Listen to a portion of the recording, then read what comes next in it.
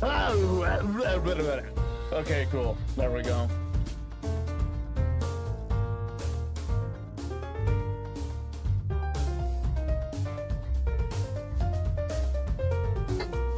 Okay, we're gonna continue with our little game at the moment. Yeah, hopefully we don't get the glitch again.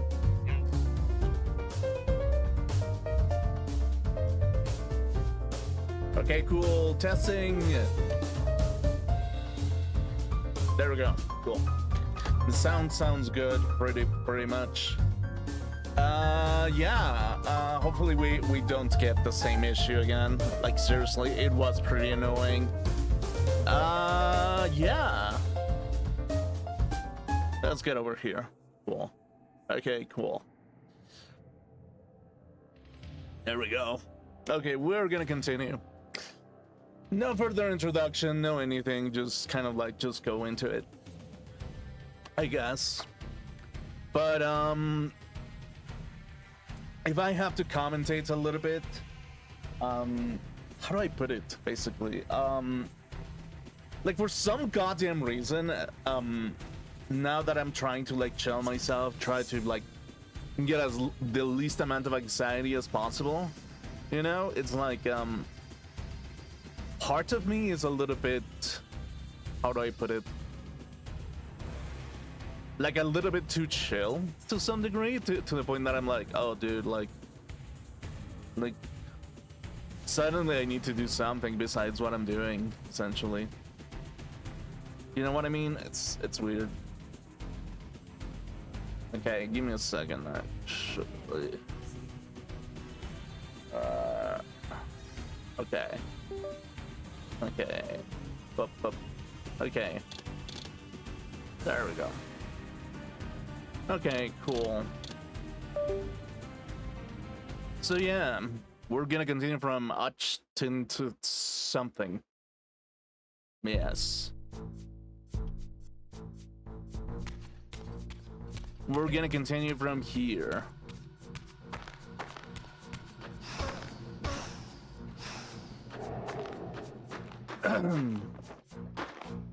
But I guess before I start the stream, as well, I don't know, like for some reason I literally like here's the thing when it comes to like sleep, right?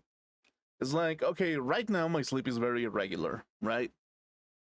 In its own way, it has been kind of all over the place, basically being like, oh yeah, well,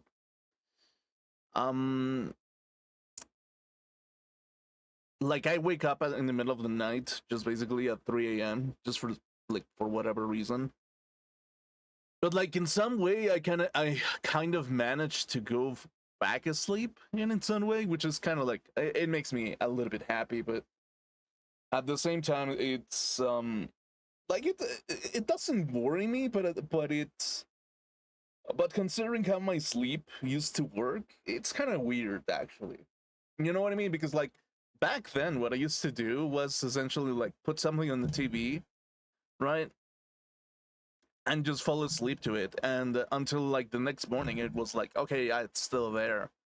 But it's like for some reason my brain just doesn't want to do that anymore, and it's just like, oh yeah, well, you cannot rest with things in the background anymore, so therefore you have to be like, oh yeah, well, you have to be you have to lay down, you have to basically like turn everything off, turn the lights off, like any kind of stimuli that might wake you up, you gotta turn it off and just carry along with it, which is kind of annoying actually. Like the thing is, like my brain used to be able to like control any kind of stimuli to the point of being like, okay, you gotta wake up at 7 a.m. and if your willpower is to that aspect of like, okay, you want to wake up at 7 a.m., my brain subconsciously will do that. Or it used to do that. Now it's kind of like, okay, yeah, well, you don't have any intent, you don't have control, whatever you can do, you can fall asleep and that's it. which is kind of annoying. I mean, again, it's like, as I said, that's really annoying. Like before, I used to like wake up. I used to be able to. I mean, I don't want to say that I was conscious. Like there was a little level of conscious when I was sleeping, but yeah, in some way, I think there was more awareness in its own way when I was like sleeping in its own way. But yeah, it's kind of weird. Like I don't really like it, but I kind of take it as a step forward towards me getting like a little bit more rest in particular, which is kind of weird, but yeah, it's fine. Okay, so as far as it goes, really, like I kind of noticed as well that I got like how do I put it? I mean, I got a massage machine, right? It's kind of like a for like a head massager that is kind of acts like a pillow, but not really. And kind of massages your like your muscles, your like your the back of your neck and everything. And it's like that thing kind of actually helped in some way or the other. Actually, like before I actually streamed, I feel like way more like relaxed actually, like a little bit more relaxed, definitely. So it's kind of weird. I don't know if it's helping towards my sleep, but yeah, I mean it kind of is in some way or the other. It kind of is really. But yeah, that is the thing. And it's like yesterday I was a little bit too bummed out that the stream didn't go as I planned. Specifically because as well I'm kind of like resting and recovering, which is kind of like, I mean, yeah, that is a plan really, but like now I'm really feeling like I'm resting basically. Oh, come on.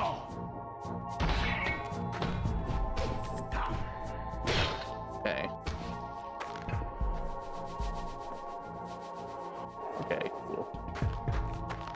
There we go.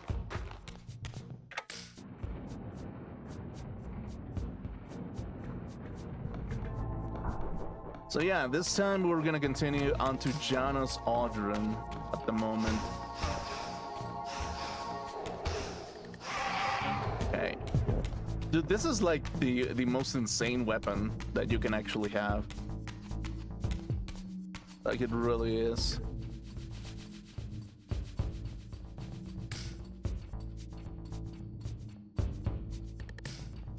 Okay, cool.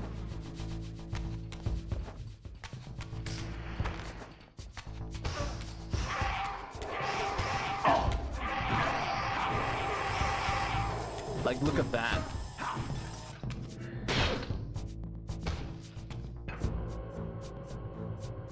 Yeah, the same glitch is still around, I guess.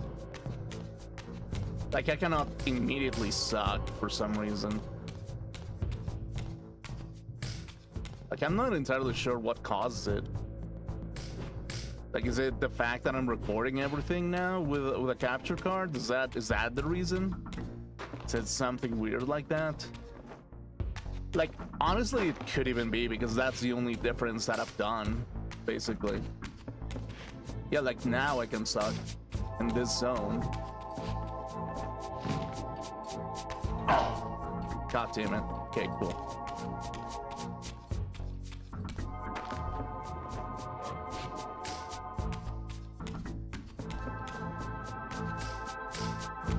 Okay.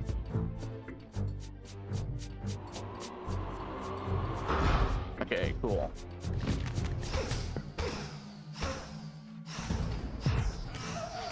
Okay, cool. There we go. What is this supposed to be, actually?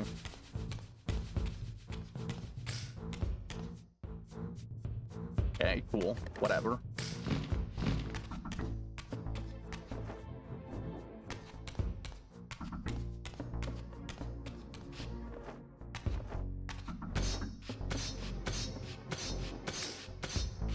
Boom. Boom.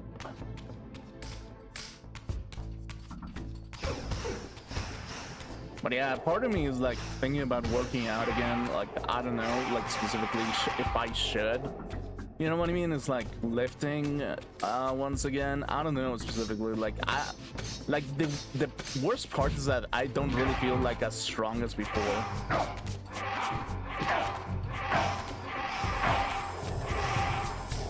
Like before I could even like feel the strength.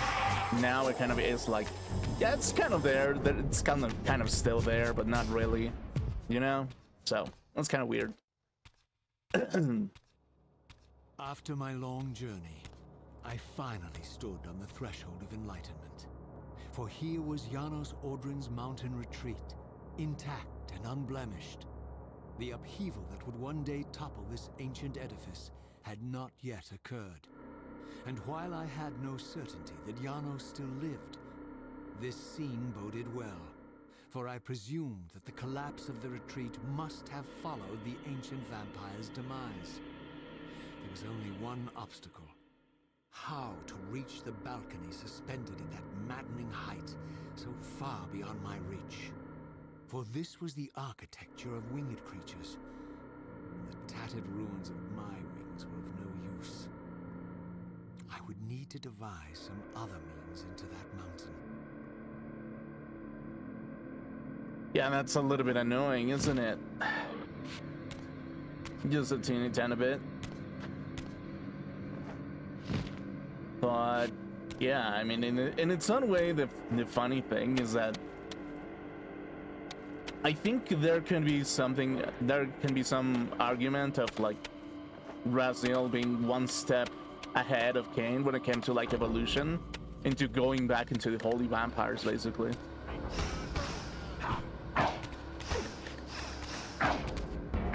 Which is, I mean, that's kind of like, that might be a little bit of the reason why Kain decided to like rip like Raziel's wings in some way. I mean, yeah, out of jealousy, yeah. I mean, you don't outgrow your king, maybe. But yeah, I mean, that is the thing specifically. That really is the thing. Okay. Cool. Okay, how am I to handle this? There is some water where I can get into. Okay.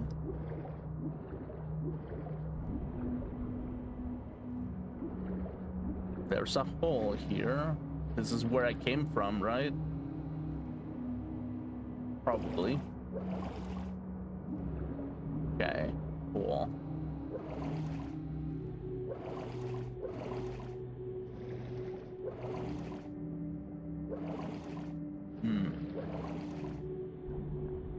Yeah, this is gonna take a while, I think.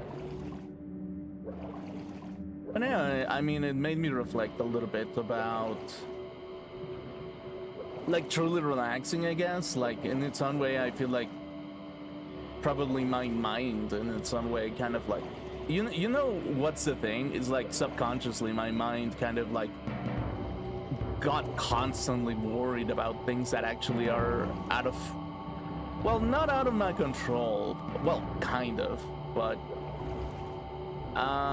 yeah, I guess like in its own way it's like the constant spam of information towards like a specific thing that is kind of like really concerning, kind of like, I mean, I guess like I can kind of feel like that is probably the reason why I can't sleep most of the time. It's just like, I mean, it's like I don't think about it as much anymore, but it's like I think that subconsciously just my brain is kind of like, yeah, that is a little bit concerning, basically. You know what I mean? It's something that I don't think much about. Hello, actually. Okay, the spirit world.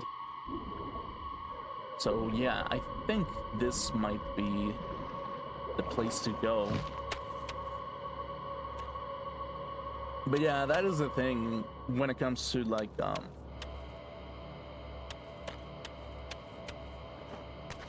when it comes to my sleeping habits, like before I didn't have to worry about anything.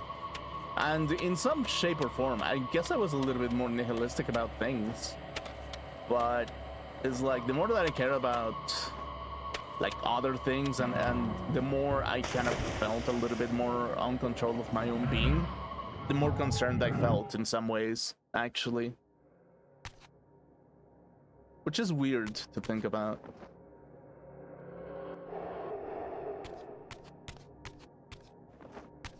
Oh, okay, hello. Okay. Oh, okay. Hello, Raziel's crotch. Okay, there we go. Okay, cool.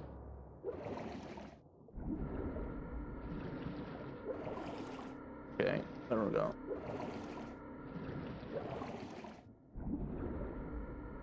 Okay.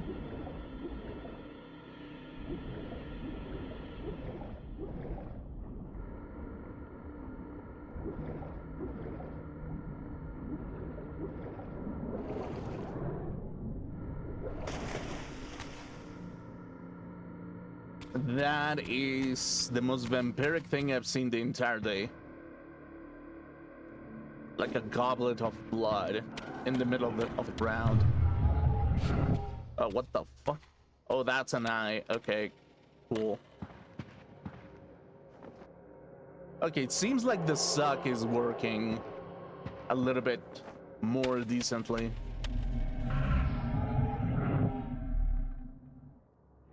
It seems to be working a little bit better than yesterday. Not perfect, but definitely working better. I was like, dude, if I needed like a system reason in order for the things to actually get back in itself, that would have been so annoying, basically. Okay, cool. What does this look like?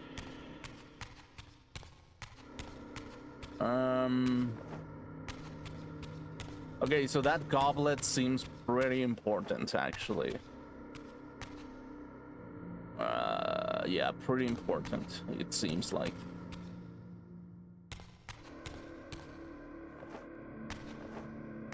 But yeah, in its own way, I kind of like ironically, I mean, I don't want to say that my sanity got way better because I didn't let the sunlight get into my room, but low-key kind of true, actually. Like, I don't want to be a role player, right? I don't want to be like full role play, full crap in this kind of like, I don't want to be a LARPer, right? But at the same time, I think that my sanity increases the less sunlight that I get, actually. Like I feel way healthier without sunlight for some reason. Which is kind of like, I feel like that is contradicting, but I don't know, it's just one of those weird things where like my mind feels at ease in the darkness of my room in its own way, which is it's kind of weird, actually.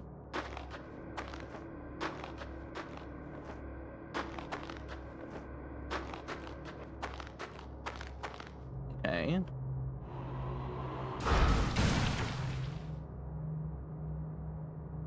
Okay. So I don't really need to go through here anymore. I mean, through the hidden parts sound from down under. But if I remember correctly, there is a darkness type of monument over here. I forget the name of these things. Okay, stop it.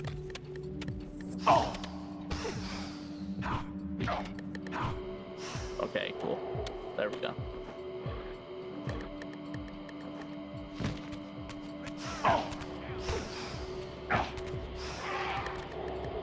Okay.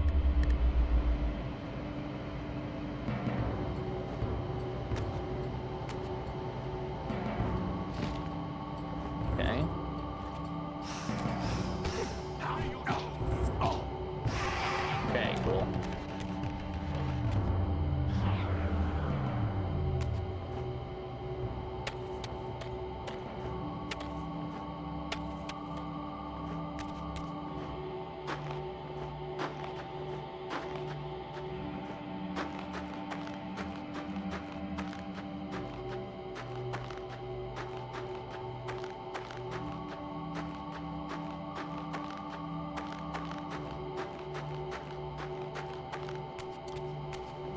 Okay, cool.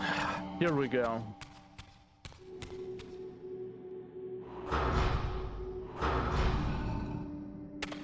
Okay.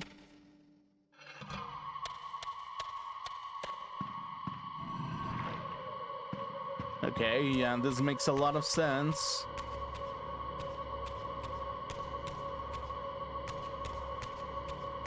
This puzzle makes so much sense, actually. Right?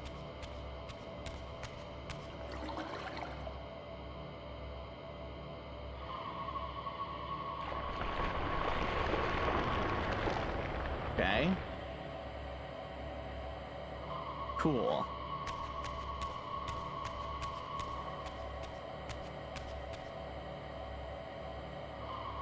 Anything else? Not really.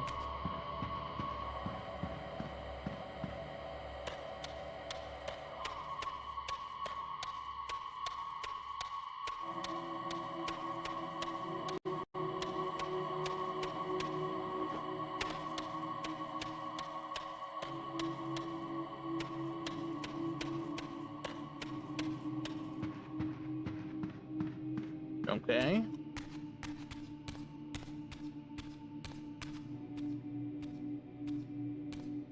Don't tell me that I'm going in a loop or something. The mountain's interior was hollow, I discovered, and graced with soaring architecture unique to its creators. As with the outer facade, these balconies and galleries could only be reached by those gifted with flight. With only my ruined wings to carry me, this towering labyrinth seemed impassable. While the object of my quest lay just beyond my grasp. For here, suspended at the apex of the chamber, was the threshold that surely led to the great vampire himself. I didn't know whether Janos Audron was the monster depicted in the stronghold, or one of the noble creatures memorialized among the ruins of the ancient vampires. I didn't care. Demon or angel, he alone held the key to my destiny. Okay, cool.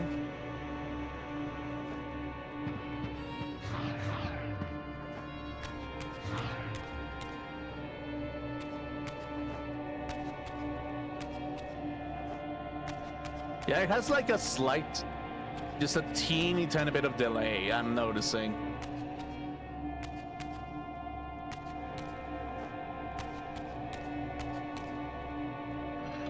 Okay.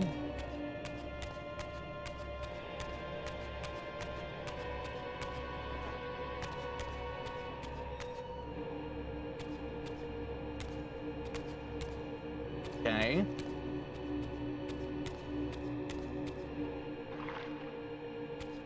Okay, so we have this.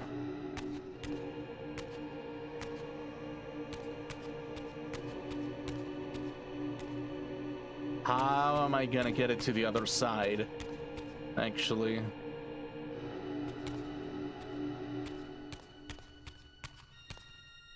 Okay.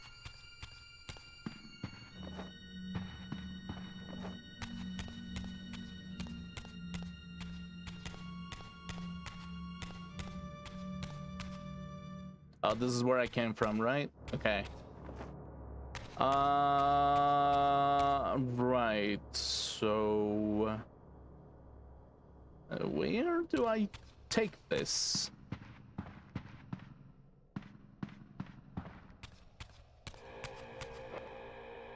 Because I took that from there, right? Yeah, I did.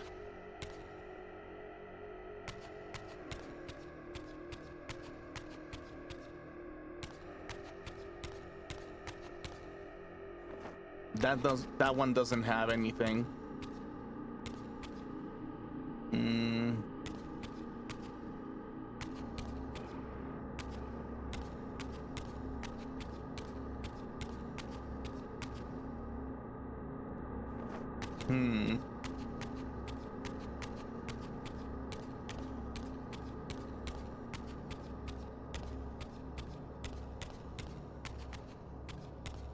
Is there something in the ground, actually? Oh, there's a light.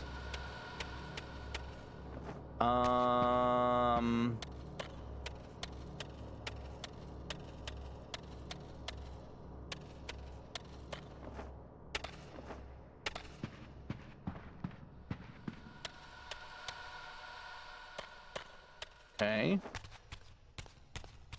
Okay, but what if, before I do anything,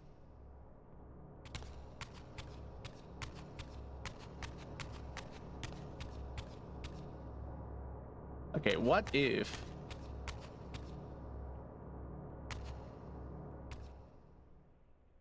can I drop this? Is that something I can do?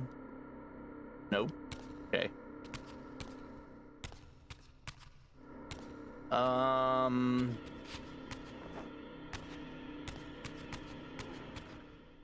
Okay.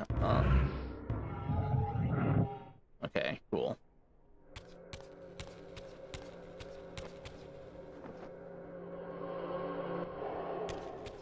Yeah, it seems to be working normally now. That's great. Okay. So now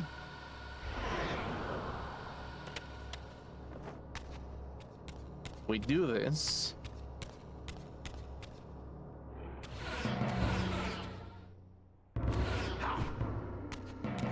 Okay.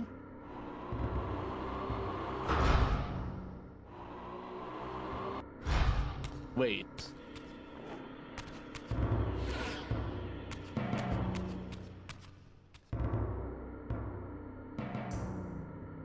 Oh.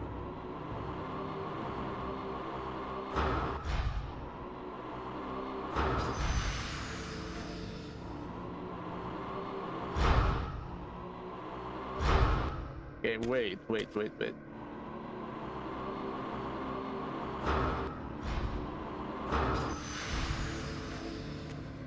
Okay, so now what?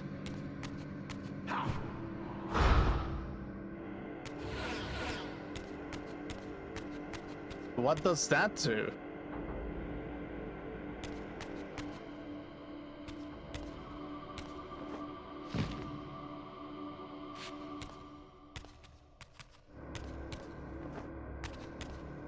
Okay.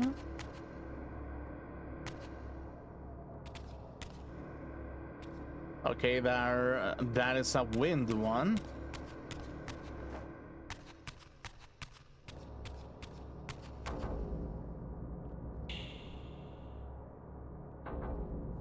And that is lit up, but what does that do for me?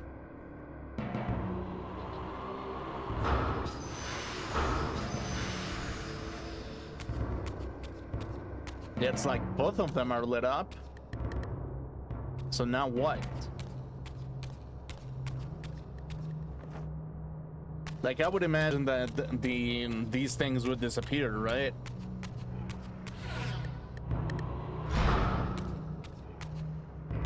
Like, I would imagine, actually.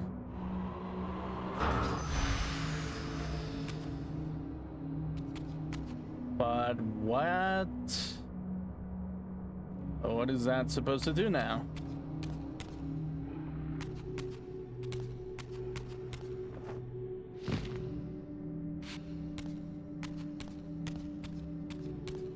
Okay, let's fly over here.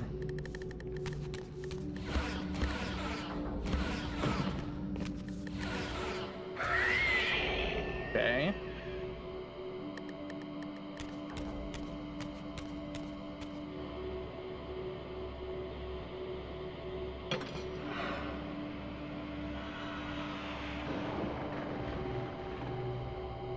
Okay, so this is clear.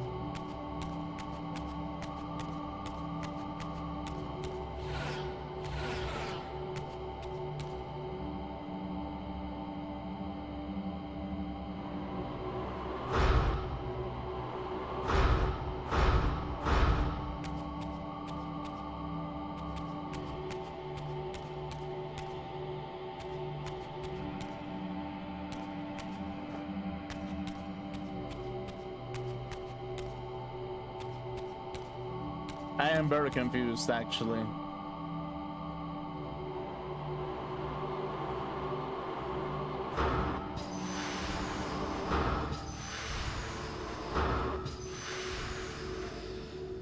It's like both of them are there, but what now?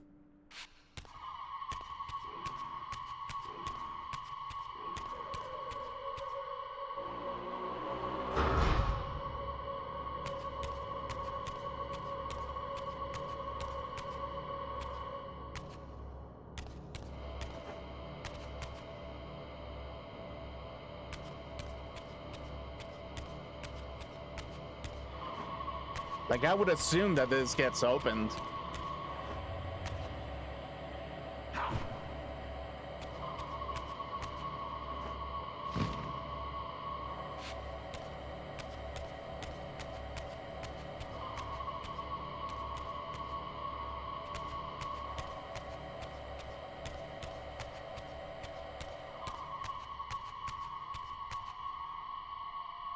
Actually, no, this is supposed to be a bridge. It's activated. What else is there to do? Like, legitimately, what else am I supposed to do here?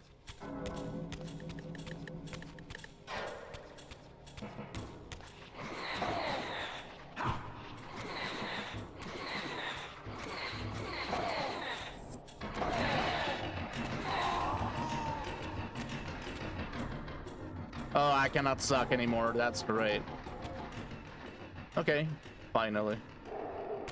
There we go. Cool.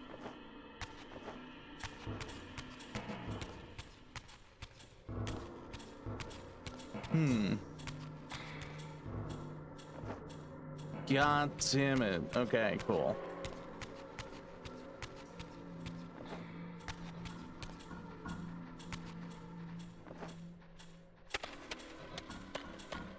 Like, yeah, what am I supposed to do now? Actually.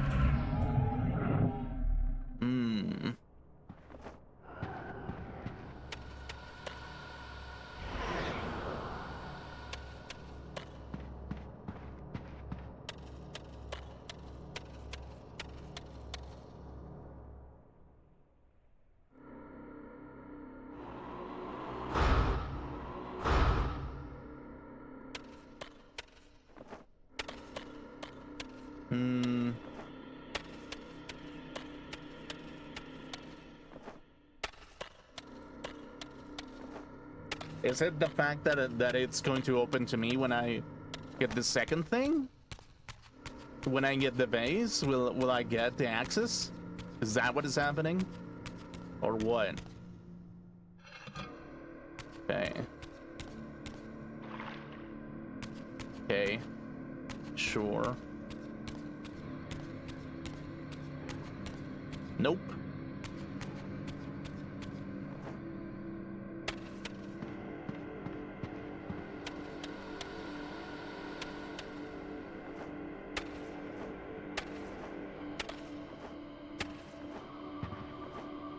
Okay.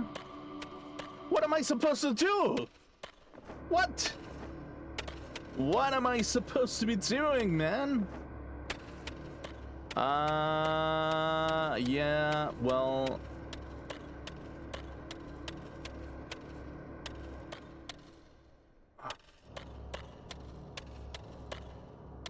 Am I missing something?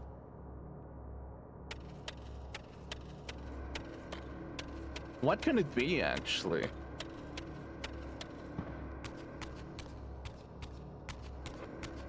What is the piece of the puzzle that I'm missing? It has, like, if I look it up, it's gonna be super obvious and I'm gonna be super pissed about it.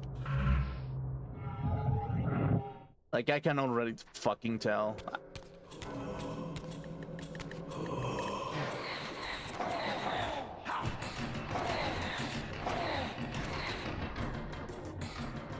Okay.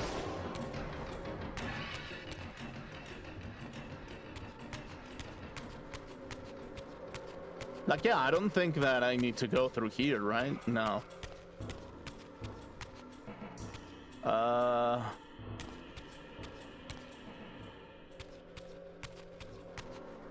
There are more of them.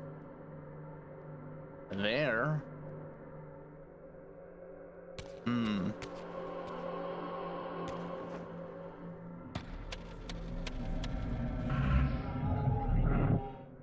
Is that what I need to do? I need to hit all of them?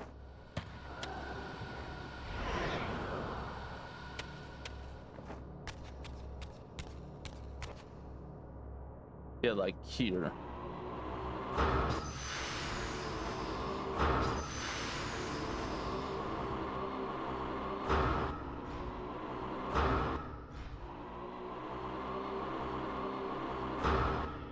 Okay.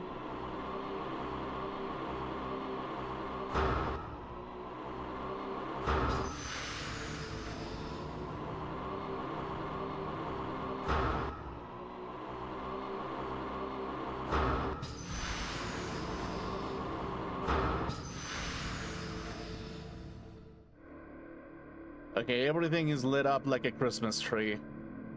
Now what?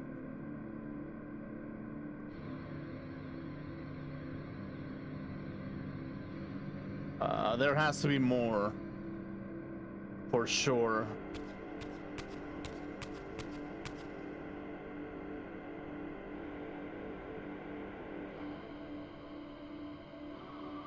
Lit up, lit up, lit up, lit up.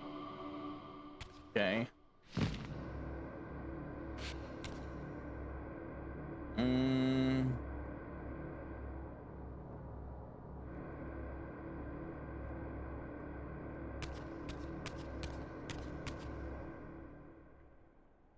There has to be more, definitely. Yeah, we'll look around. Look around, Raziel. There has to be some more. Yeah, we did this.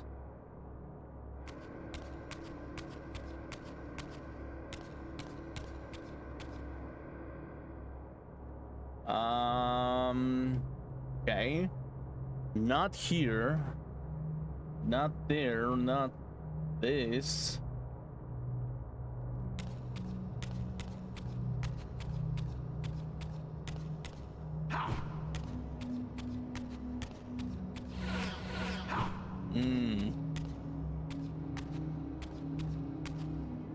Here?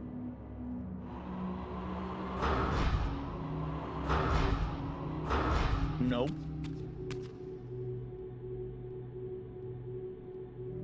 Like, that's the thing, everything is lit up.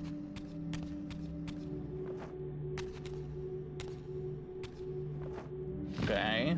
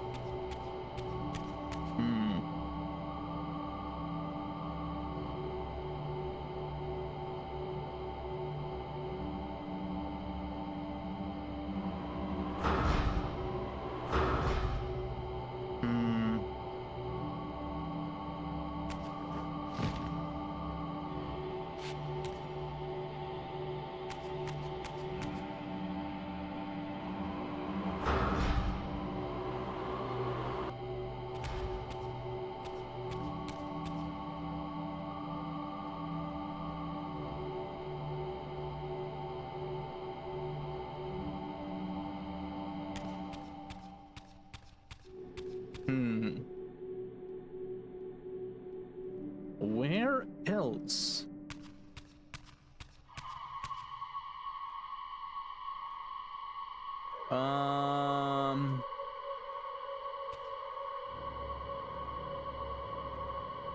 Where am I looking at?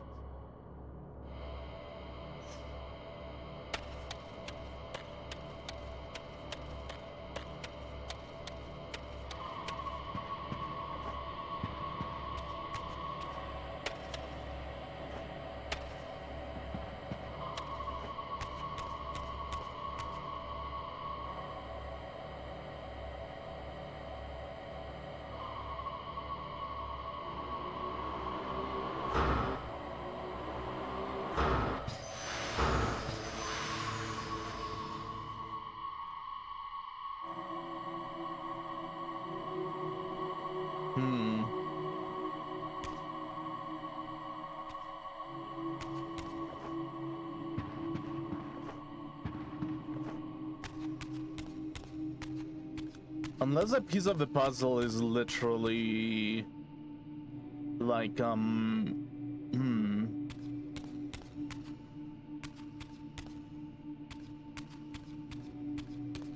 unless it's like something weird.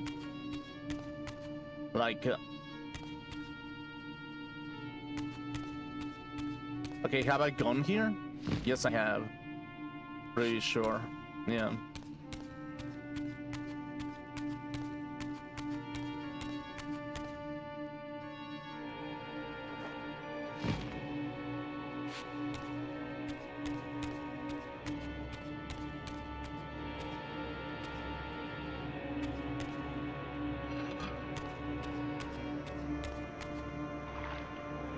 What can it possibly be?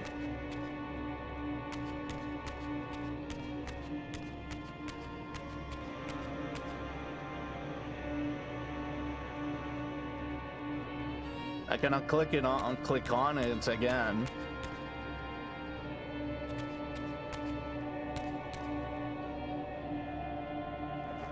Nope.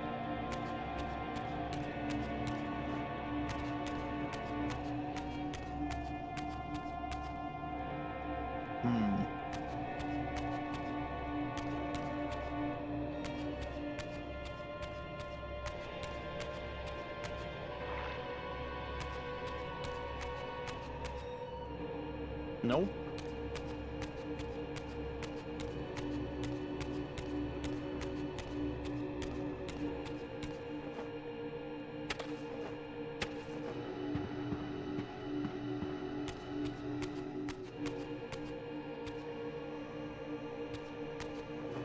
Okay, I need a clue. What is the clue, actually?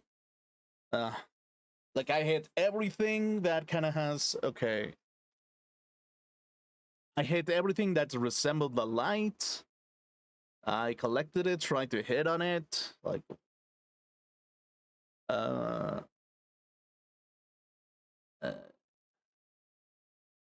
okay. Castle... Well, I don't know. Okay. So, Reaver 2...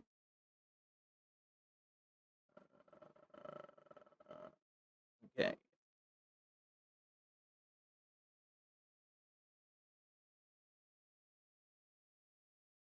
A retreat, okay.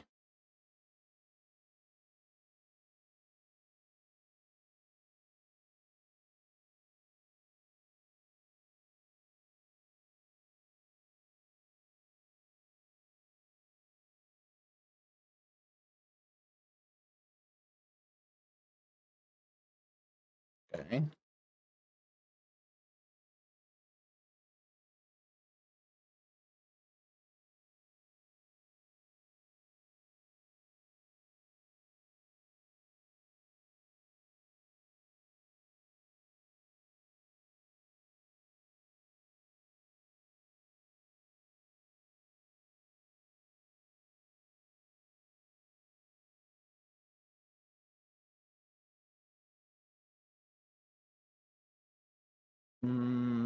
Yeah, I'm a little bit confused, actually. Okay.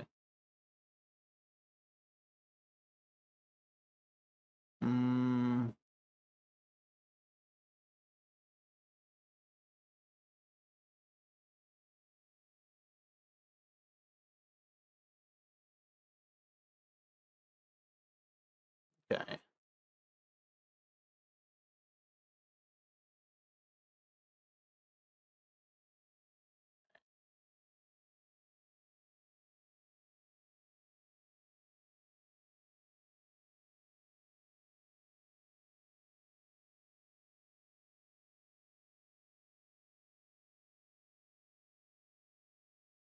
Okay, wait a second, actually. Okay. Like, it gives you the basics of things, but... Oh my fucking god.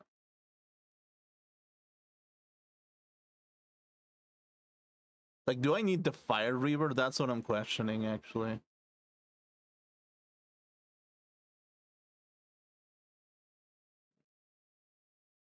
Okay.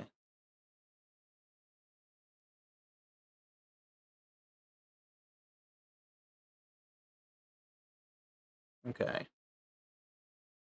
So he got it. But now what, exactly?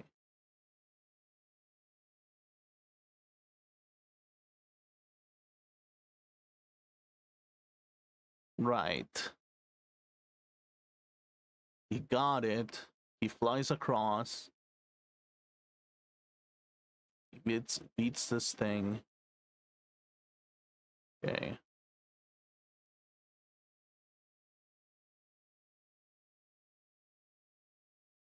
What? Why does his work? Actually. What am I doing wrong?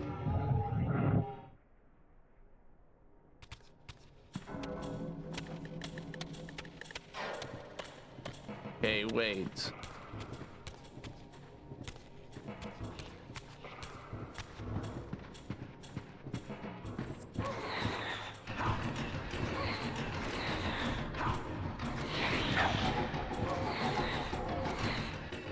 Okay.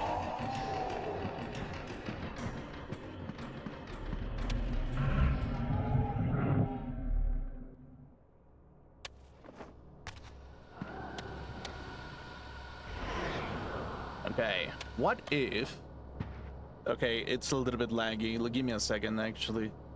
Let me close this real quick. Okay, cool.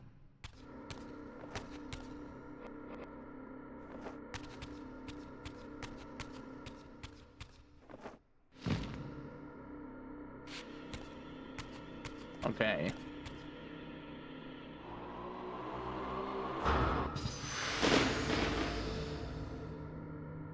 Why... Dude, what? Why did it... what? Why did it work now? Oh my fucking god. It's like, yeah, I kind of aligned it so it hits both. And it didn't work before. Oh my god, okay, cool. There we go. Well, that sucks. Okay.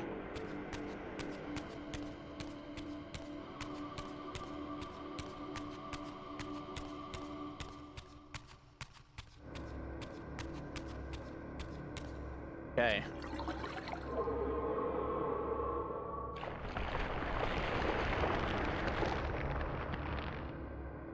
Okay, finally.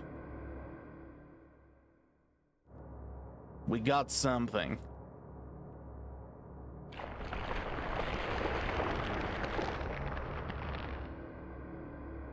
Okay.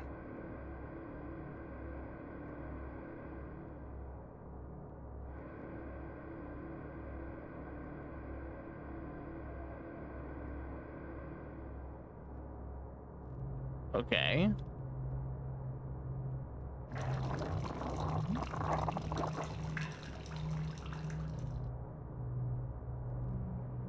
Okay. Sure, that works.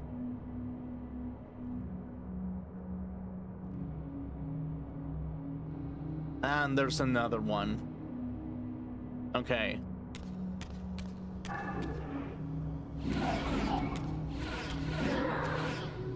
Okay.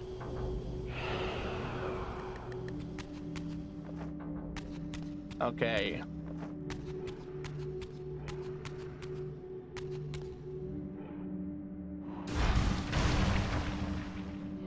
Okay, makes sense.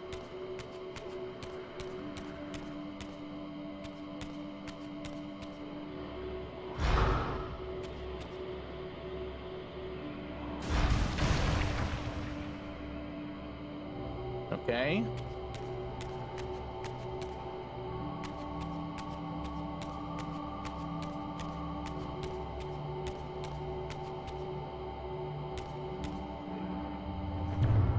Oh.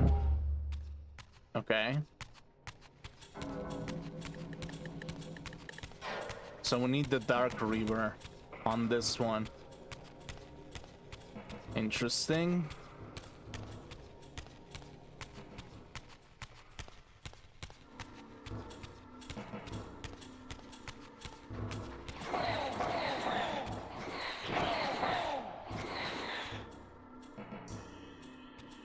Okay, suck.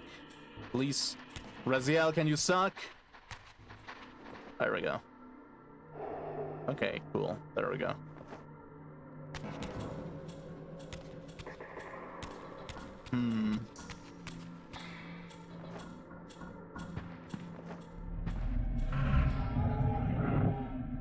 Okay. So... we know that there is... an air place where we can actually... oh, give me a second, actually. Ouch. Okay, cool.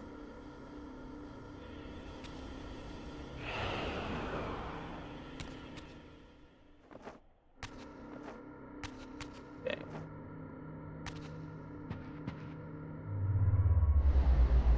Okay.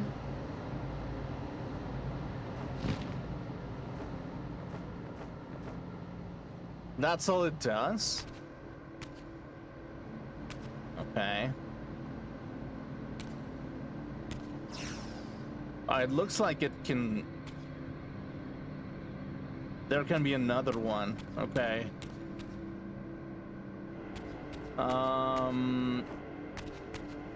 So I need the Dark Reaver.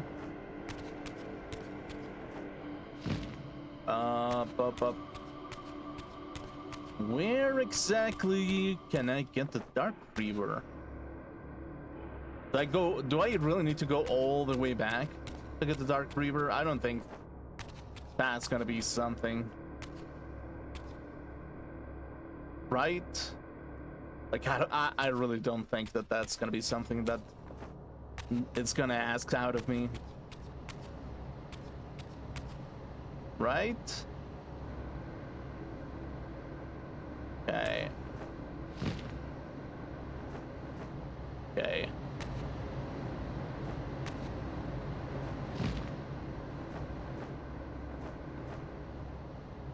Okay.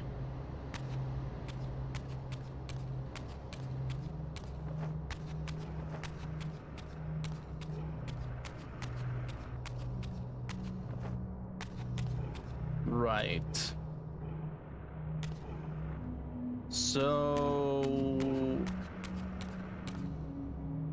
Okay, let's get the Light Reaver again.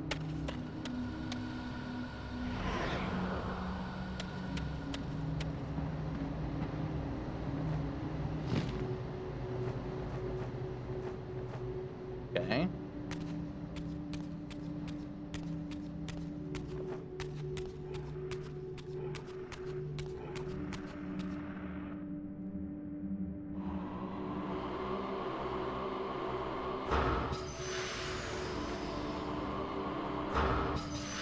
Okay, cool.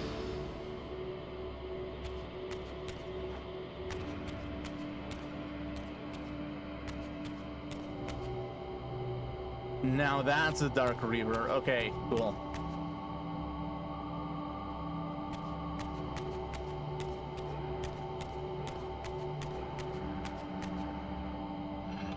Okay.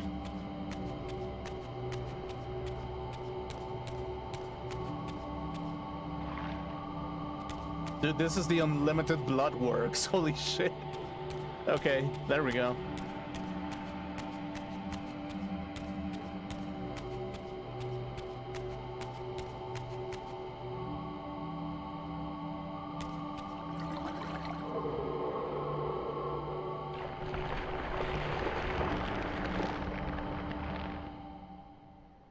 Okay.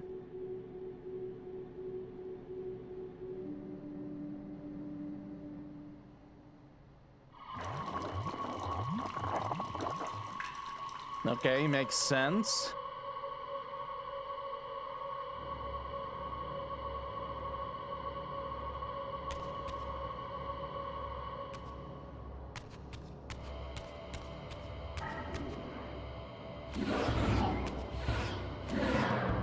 Okay. Okay, before I do this, do I need...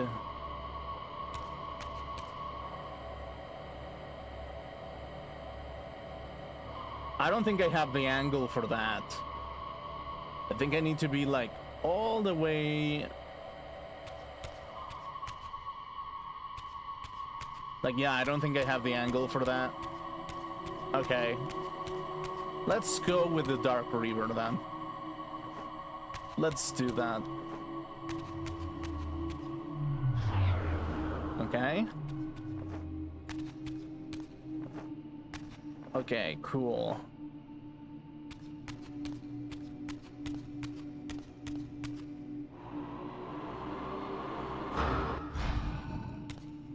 There we go.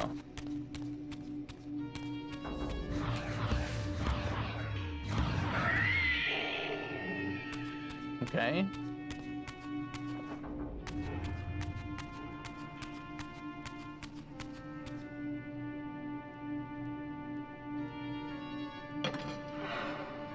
Okay. Cool.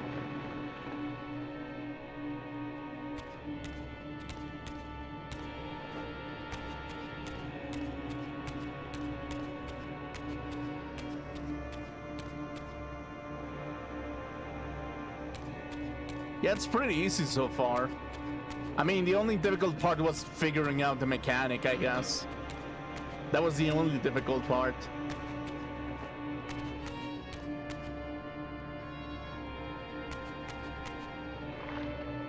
Okay.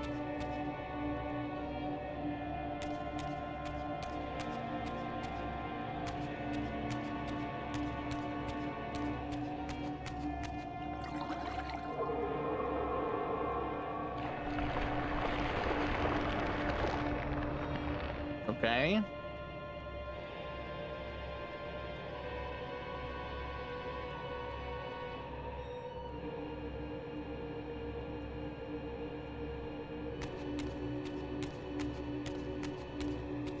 Okay, seems easy enough.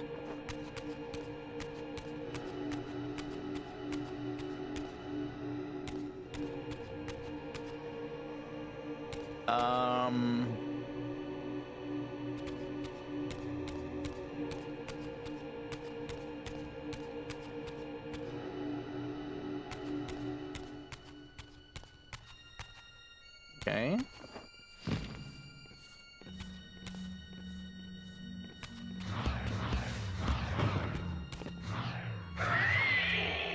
Okay.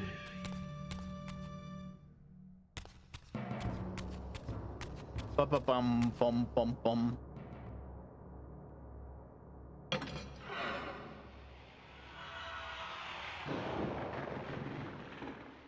Okay, cool.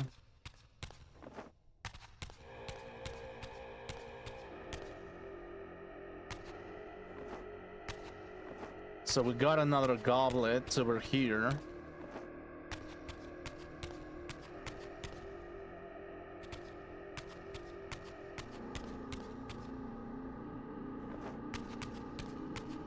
Okay.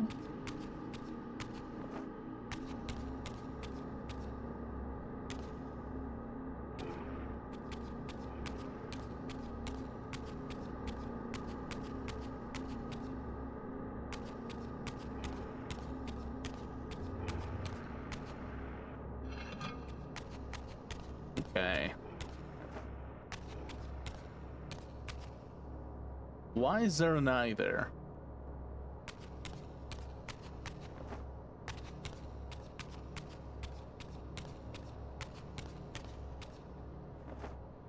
Okay. And we go over here. We pass through. And boom.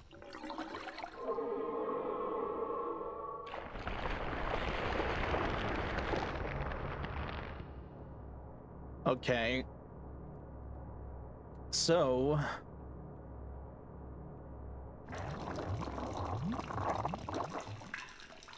there it is. Okay.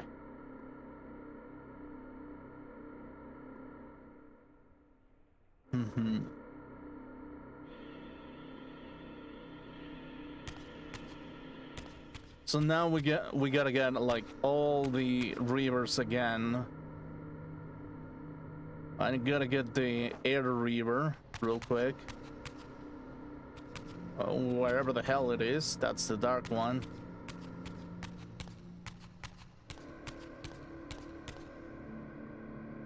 Where did I leave the air one? I think there it is. Okay, cool.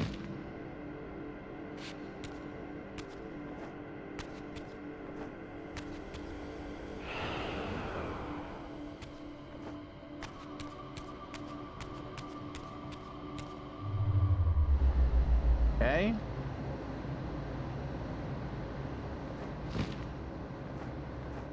Okay.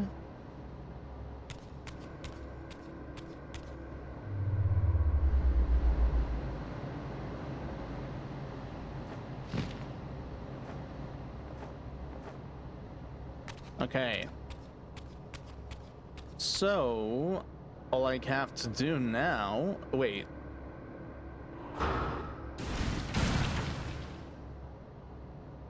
Okay. So we destroy that.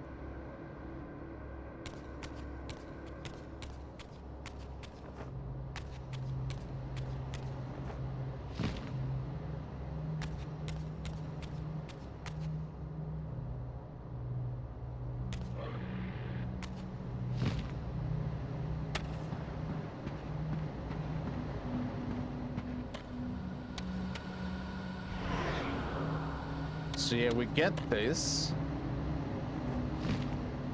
Okay.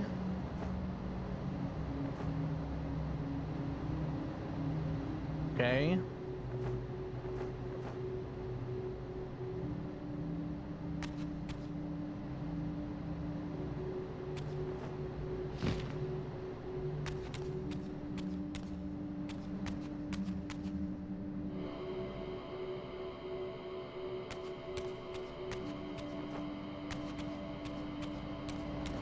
And then over here.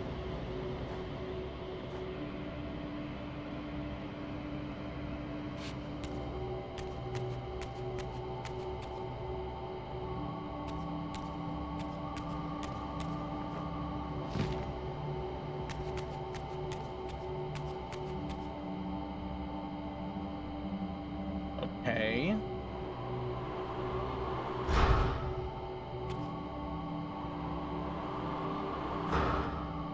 Okay, I need like a weird angle out of that one.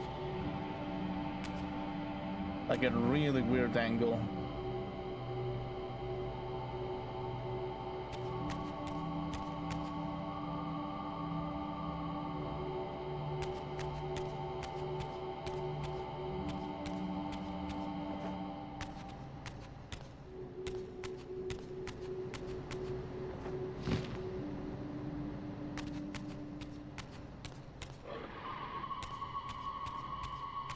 Okay.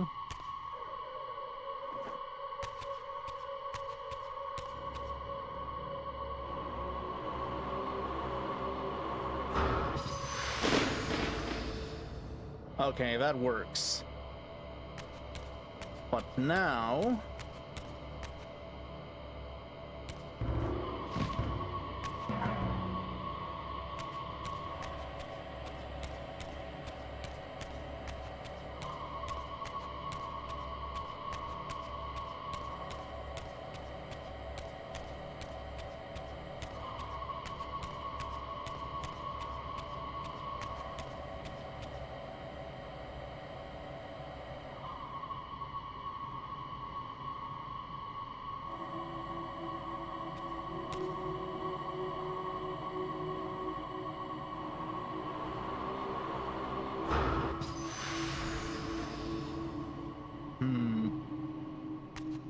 How do I do that one, actually?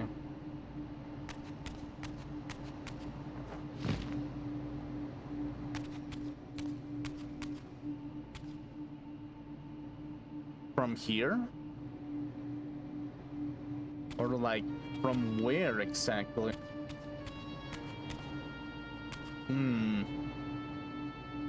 Here? Doesn't really align at all. Or...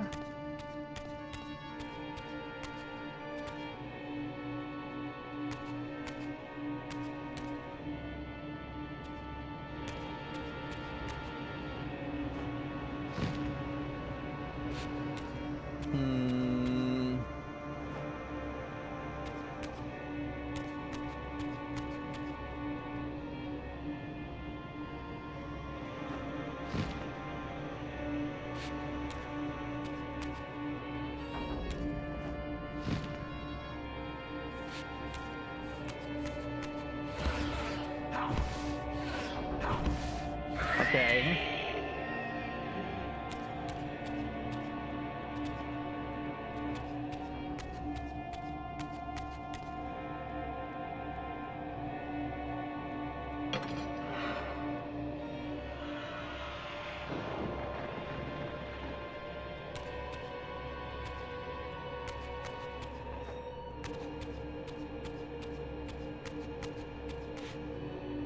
Okay, so from here,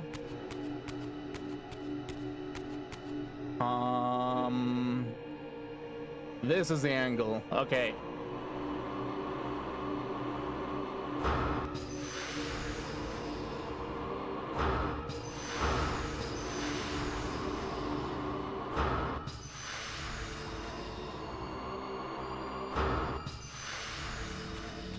Or this is the angle.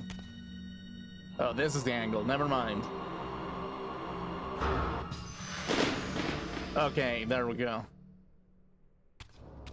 Man, it really took me like way too long for this. Okay, it's fine.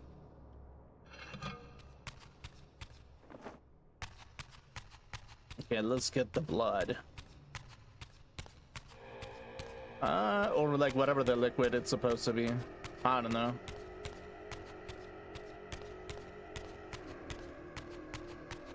Okay. There we go.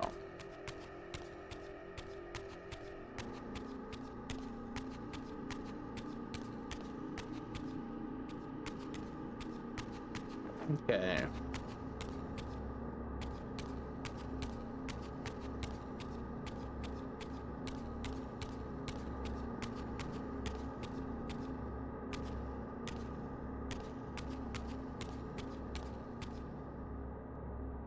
Wait. Where was I supposed to deposit this one? Okay,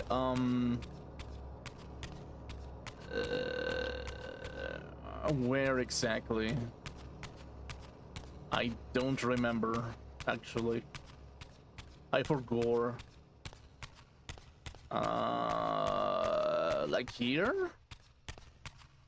Maybe? Like I was supposed to go here? Yeah, I think so. Okay. Okay, here we go. There we go. Here we're going. Okay. There.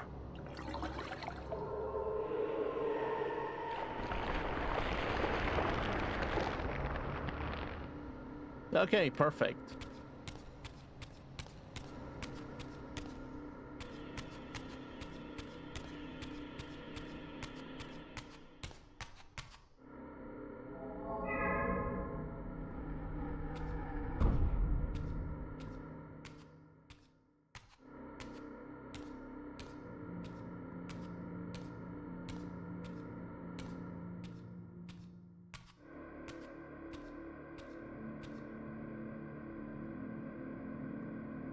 Okay.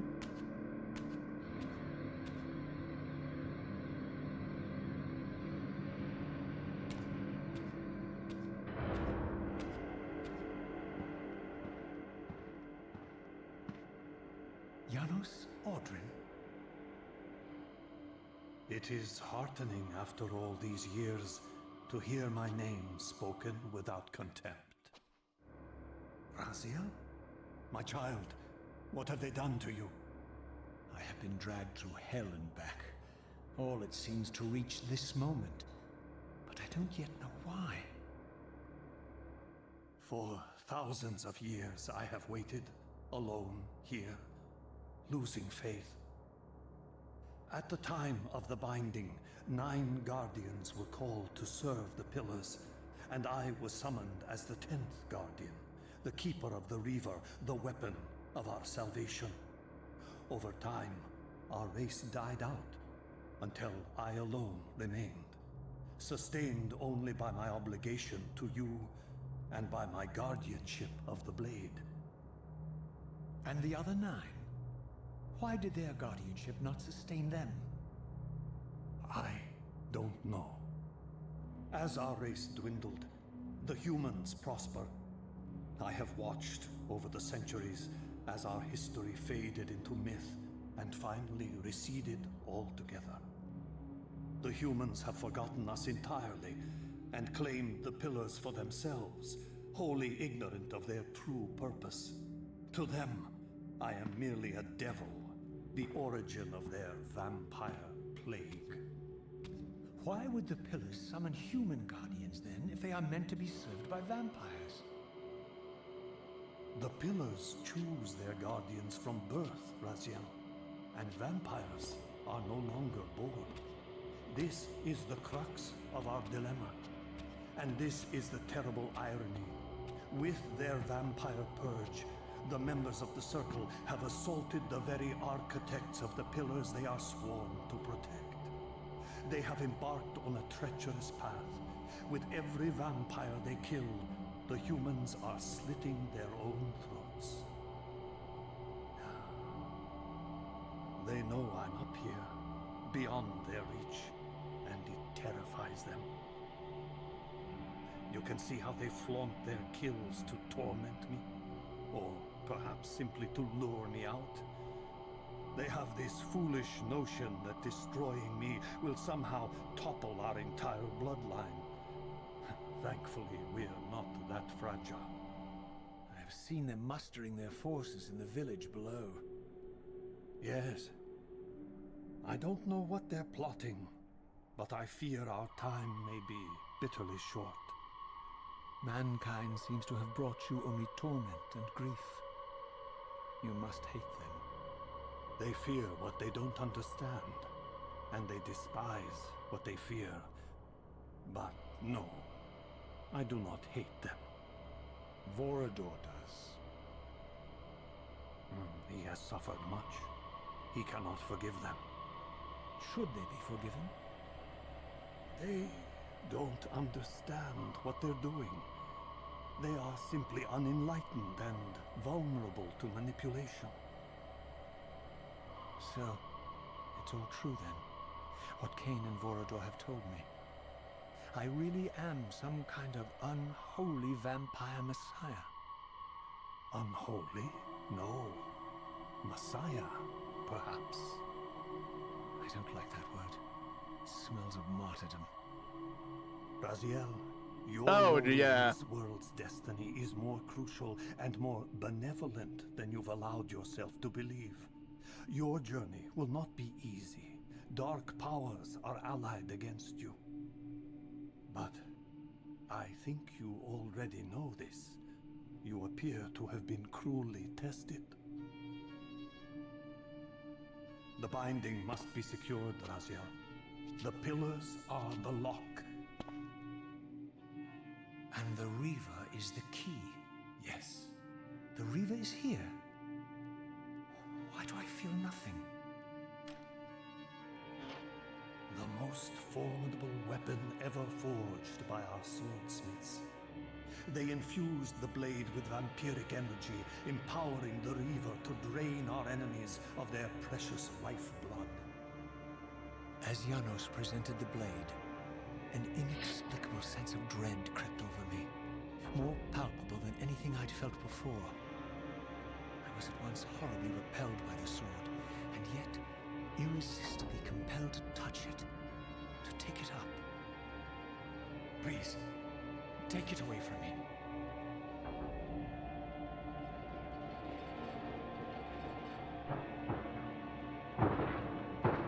I fear you have been followed.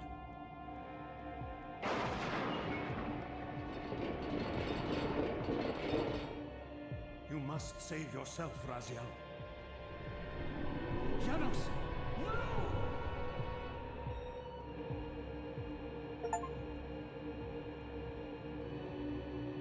Master of the Eerie and meet the legendary vampire. Okay. My surroundings whirled sickeningly, and I found myself Eerie? transported safely away from the ambush to an adjacent chamber. Janos had delivered me from the Sarafan, selflessly forfeiting his own safety to preserve my life. And now I feared that my newfound mentor would be slaughtered by the very crusaders I had so recently revered. The irony pierced me, and with dawning horror, I realized that I had been duped by Mobius from the beginning. For the Sarafan had simply followed the path I gullibly blazed through the sanctuary, and had arrived bearing Mobius' staff. Thus armed, they had Janos at their mercy. Through the door, I could hear them battling, less than a dozen paces away. But it may as well have been 1,000 miles, for this barrier was sealed by elemental forces I did not possess. It seemed Janos had conveyed me to the heart of the fire shrine. I thought perhaps if I could galvanize the forge and imbue the Reaver in time, I might have a slim chance of saving Janos from his grisly fate. Okay, cool.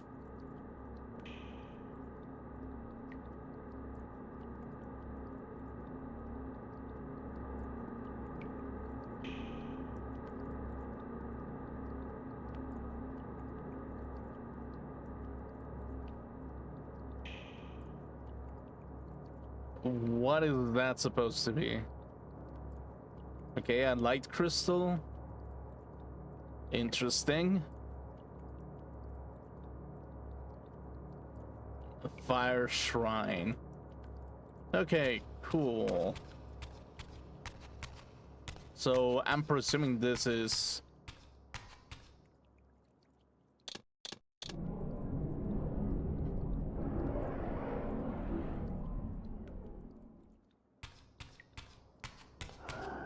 Okay.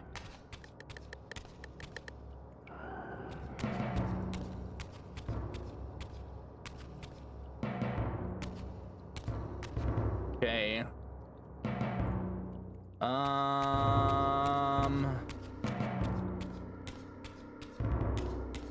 So this is where I'm supposed to go later. Okay.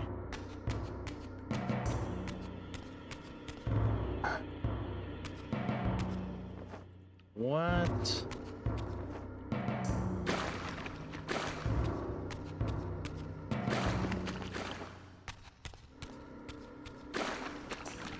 Mm-hmm.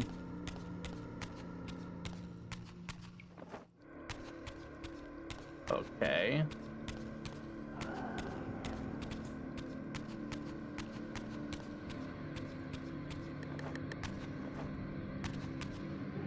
Okay, so I get this.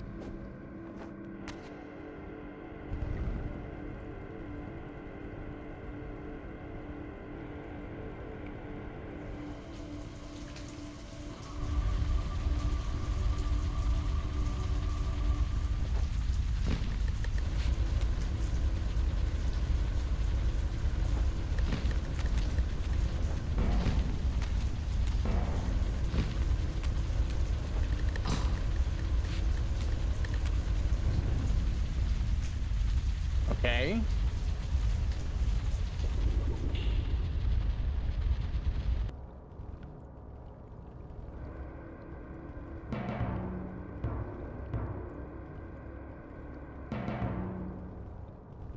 Okay.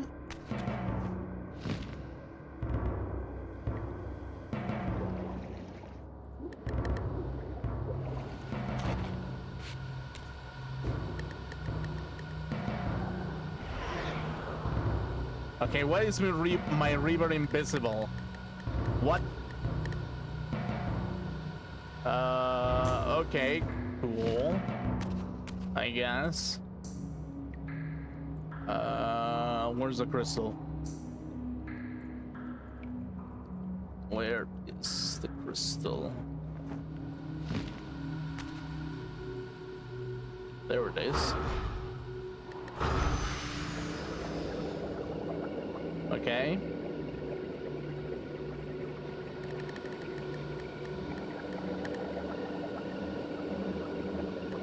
Okay.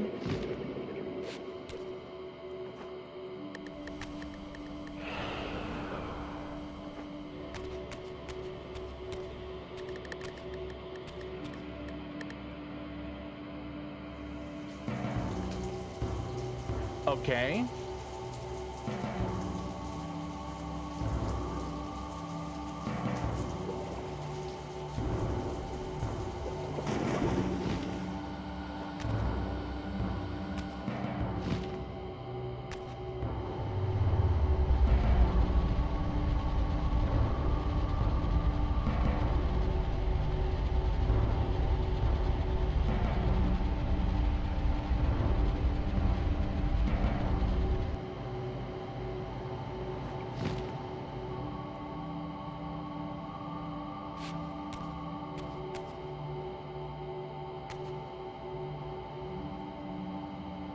Okay, so we do one of these.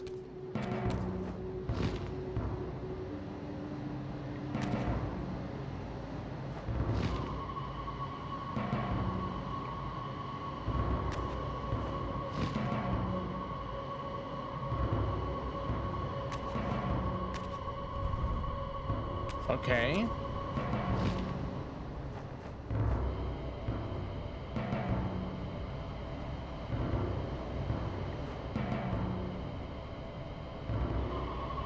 Surprisingly, the fire isn't turning itself off when I do this. What? Why? Okay, bitch, what the fuck was that? Dude, like literally. There was like an invisible wall or something. Oh my. Okay, great.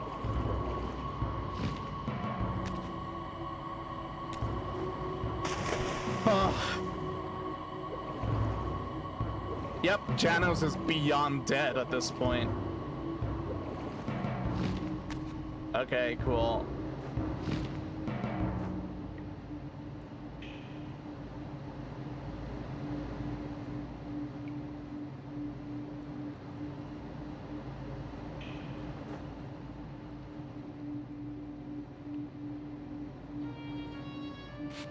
Okay. Okay, there we go.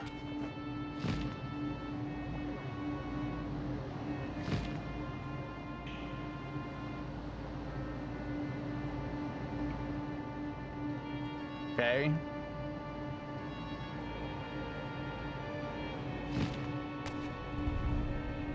Okay, please, no invisible wall this time.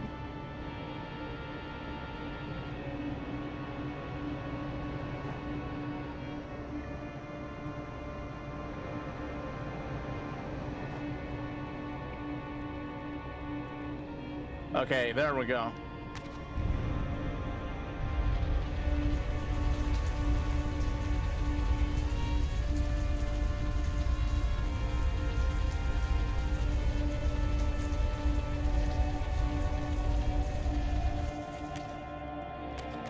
Okay.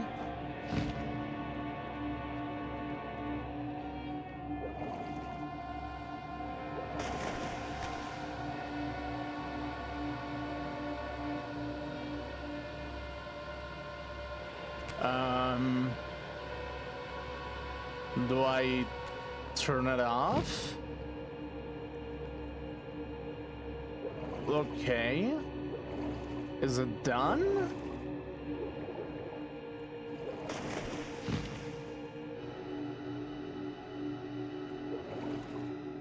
Oh my, okay, great.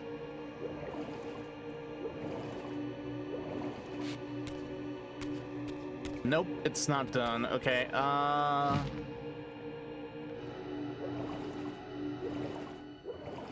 okay.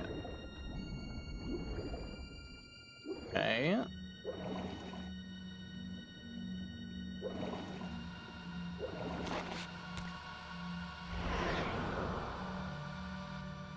The only thing that I can think of is this thing. Again.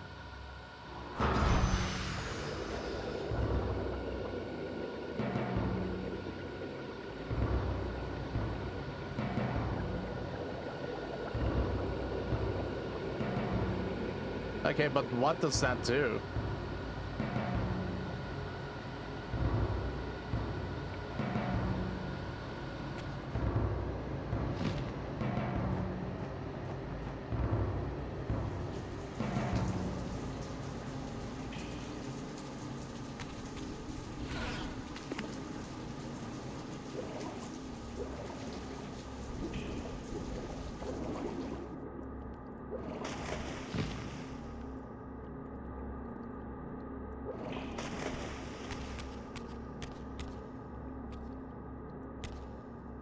Okay, like, sure, I do this, but now what?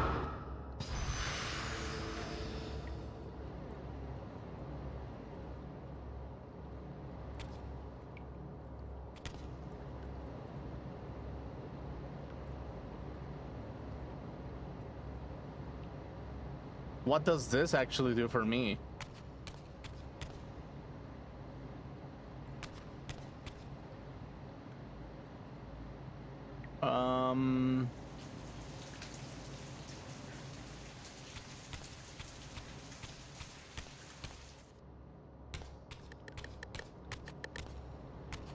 Okay, so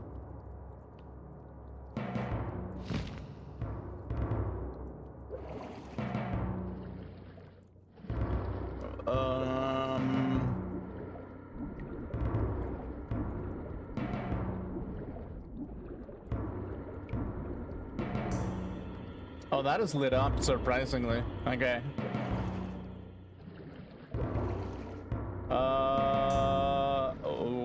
Okay.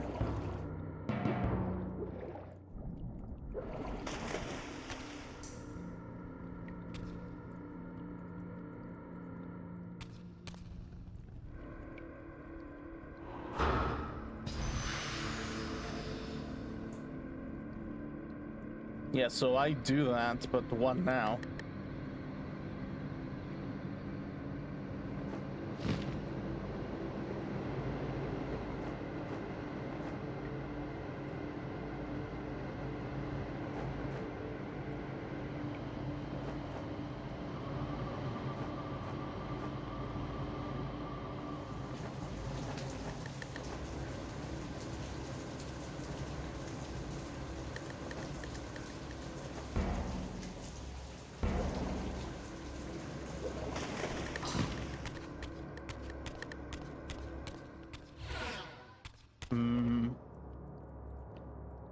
And I'm very clueless, actually.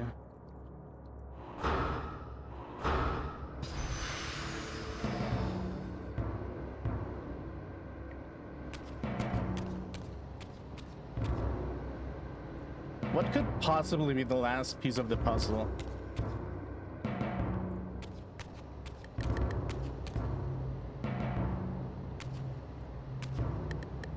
Oh, no fucking way that that's what they want me to do. Oh, fuck. Okay.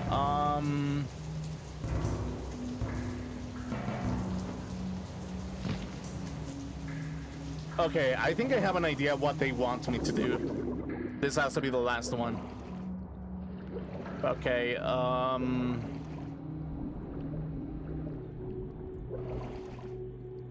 okay. Okay.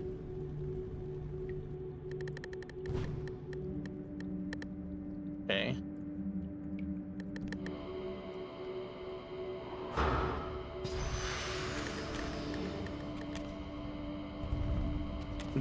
This literally has to be it.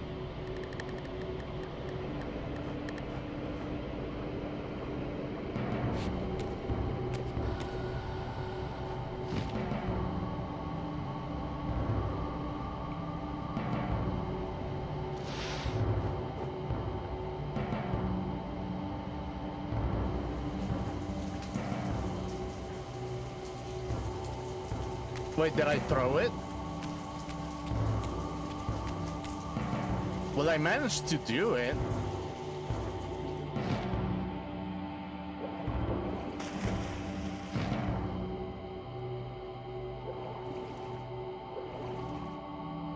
Okay.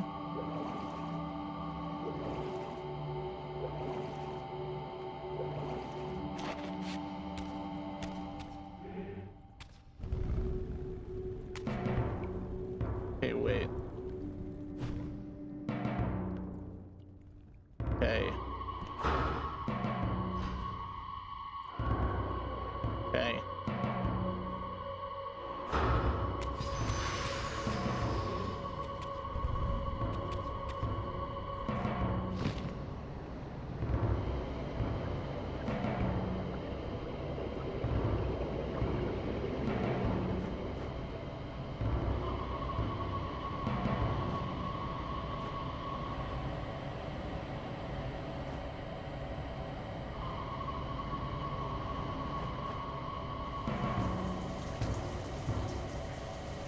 This has to be it.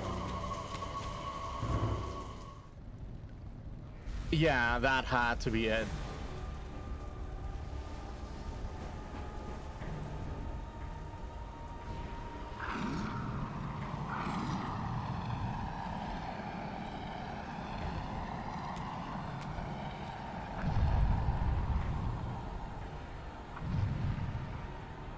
Okay, cool.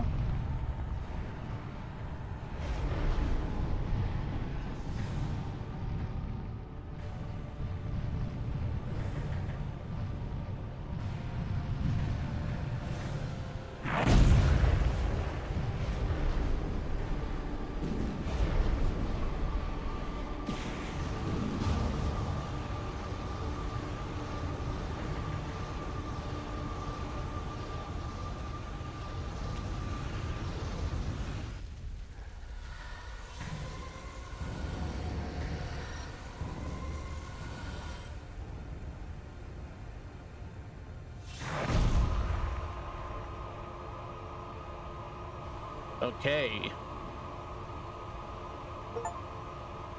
Obtain the fire Reaver. Okay. I plunged the Reaver into that furnace and forged the blade with elemental fire.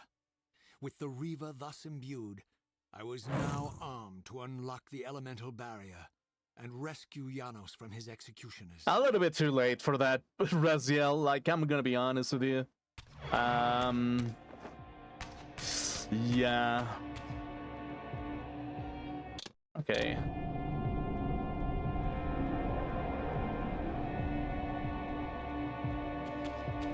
Okay, cool.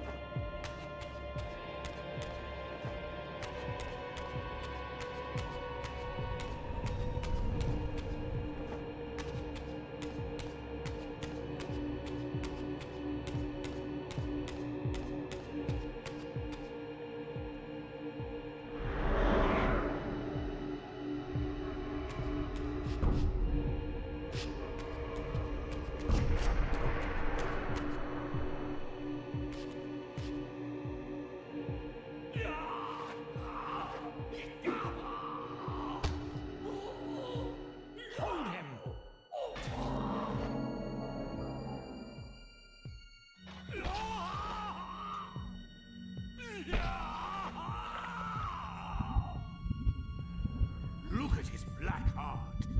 How it still beats.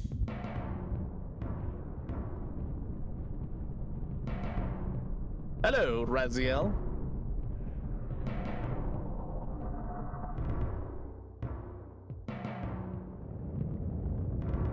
The fiend intends to bury us alive. Raziel, we must get out of here. Remember the sword. A paradox. Okay. Well.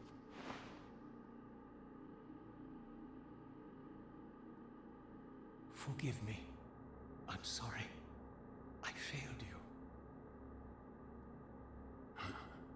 you. No, Razia. Perhaps this was my true purpose. Simply to save your life this once. While I have taken yours.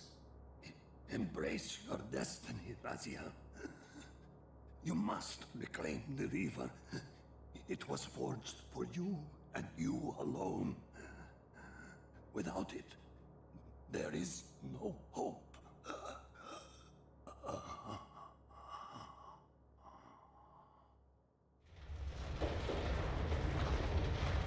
Well, shit.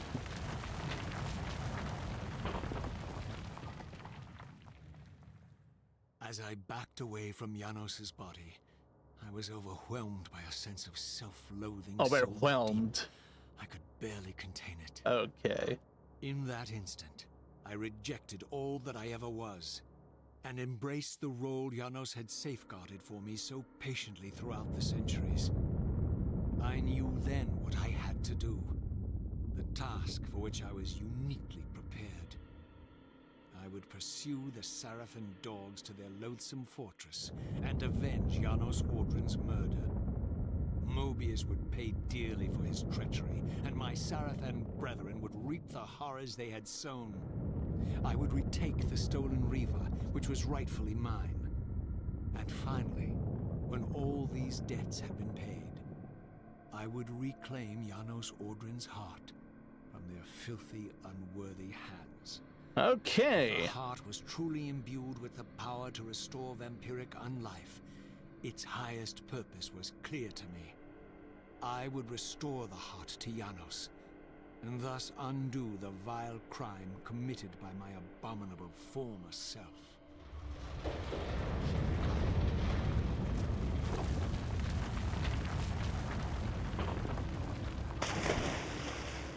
Okay. Well, that's a way to do it, I guess. Is there a reason why I jumped into the water? I hope not, actually.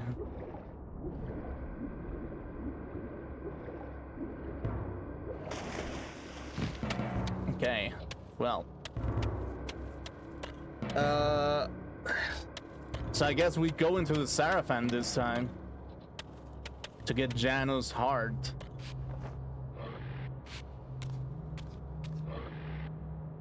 Okay,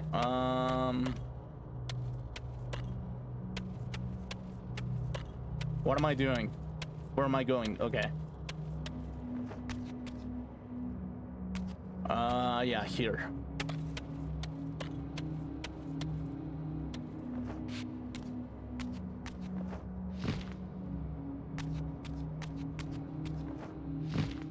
Okay, cool.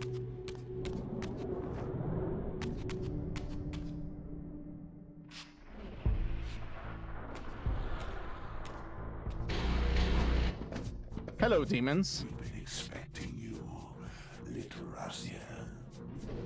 So, these demonic pests were not merely the product of Nosgoth's corrupted future, for here they were, hurtling back over 5 centuries to pursue me. These creatures, I suspected, were minions of the unseen forces that had hoped to control me. This was the tangible expression of their displeasure. These demons were unleashed as the penalty for my disobedience.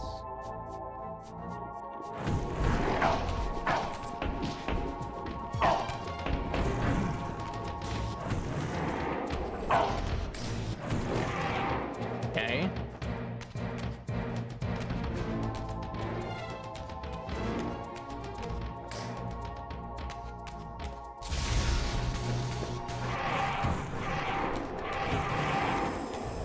Okay.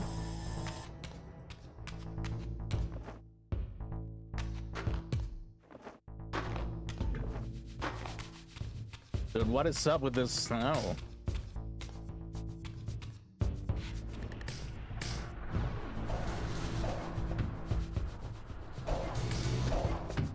Do you really think you can say Nosgoth?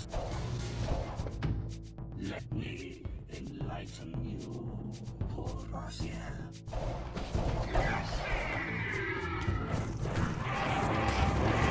Dude, I think the demons used to be more intimidating. Like in the old texture, they're more intimidating. A little bit. They're way more intimidating.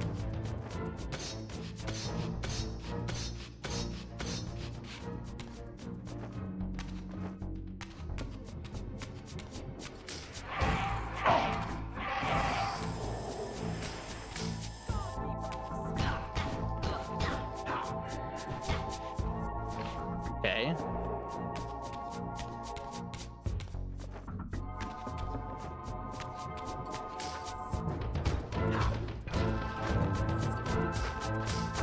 Oh, well, okay, there we go.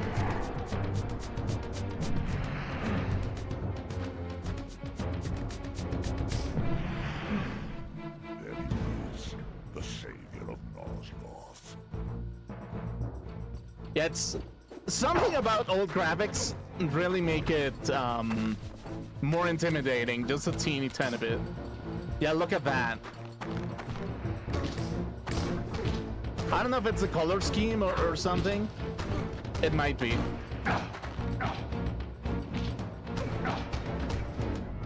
God damn it. Okay.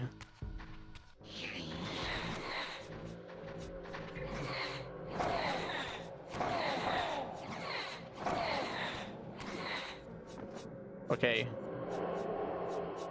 Okay, there we go. Hello.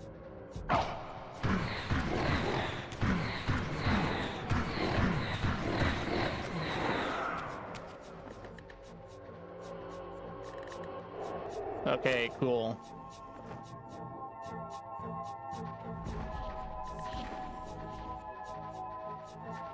Oh, another one. Is he stuck?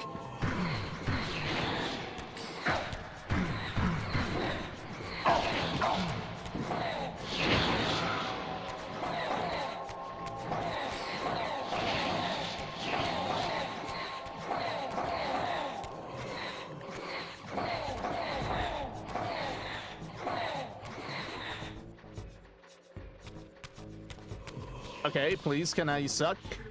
There we go. Okay, there we go. But still blocked.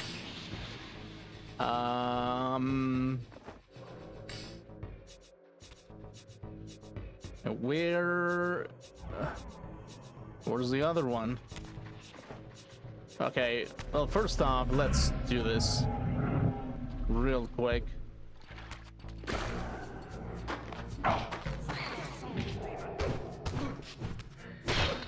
Okay. Okay, there we go. Oh, there it is.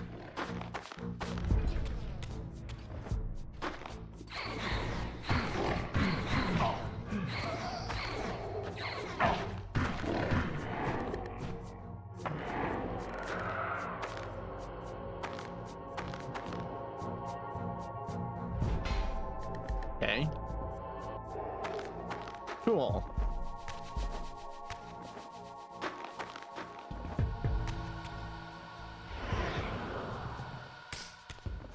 Okay, let's save real quick. Okay.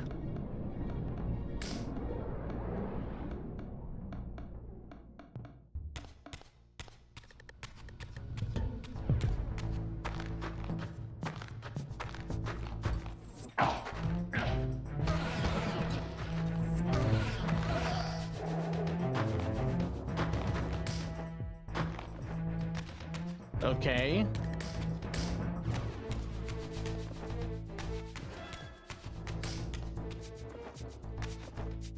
Over there.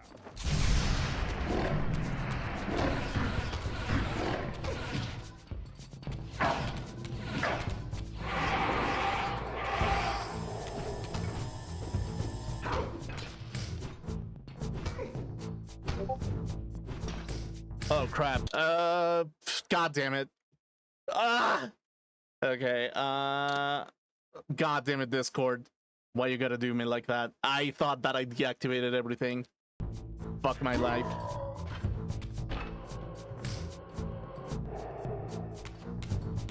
Thanks, Discord.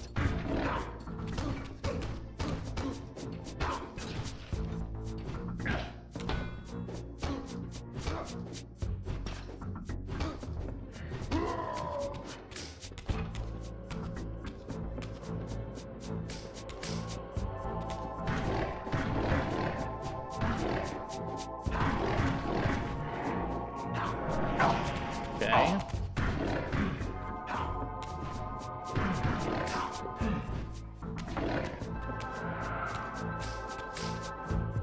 Okay. Okay, cool. There we go.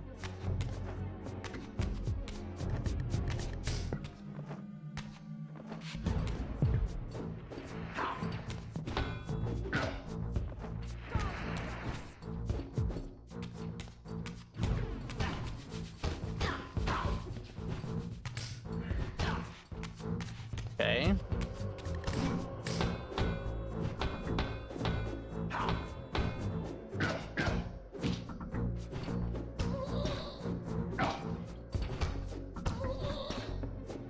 Okay.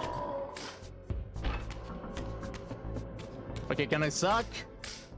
Please? Can I suck?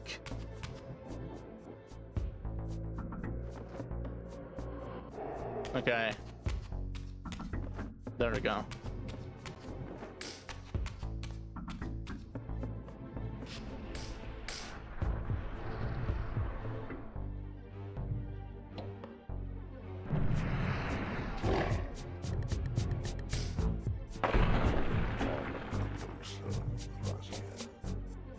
Okay.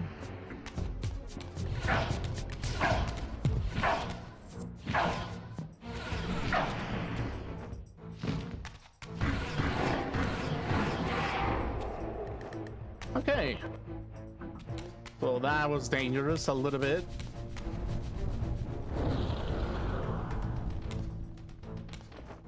Okay.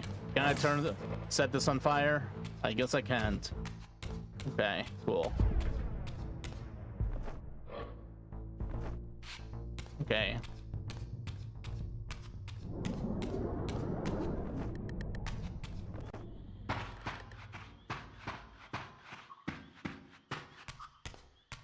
Okay. So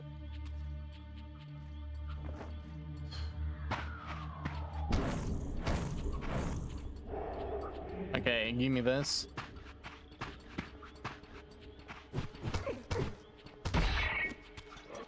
Okay.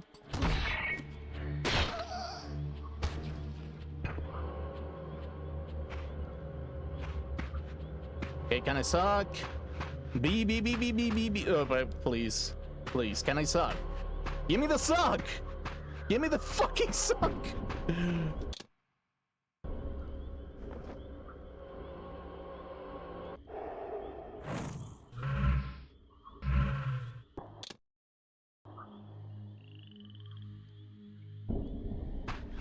It's weird. Like, it feels like I need to do like a weird camera angle in order for me to like be able to suck somehow.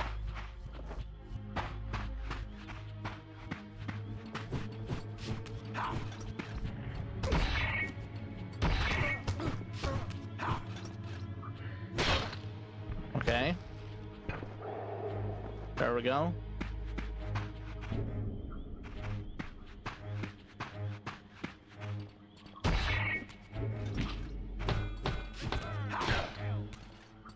Okay.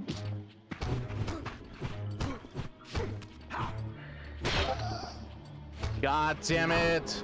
Okay, yeah, no, give me a second. I need to deactivate Discord real quick. Okay. Okay, give me a second. Give me a second. Okay.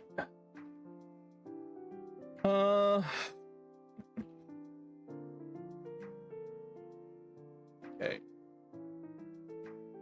Okay, let's see. Fucking Discord, man. Okay, there we go. There we go. Okay, cool. There we go.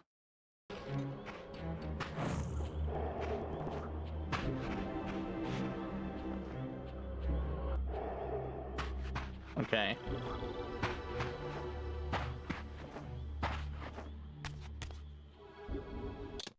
Okay.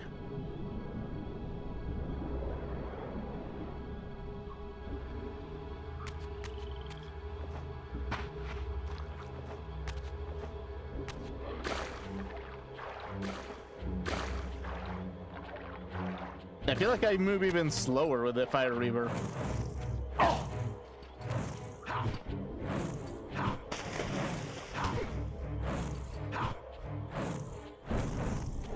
Okay.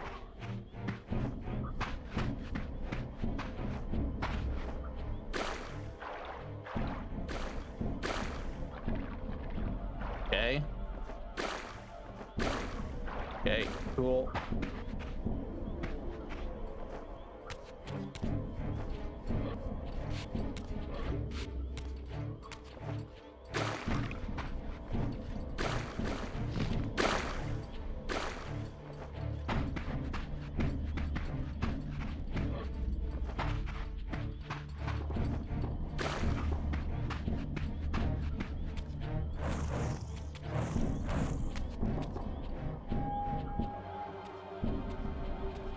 Okay, cool, nice.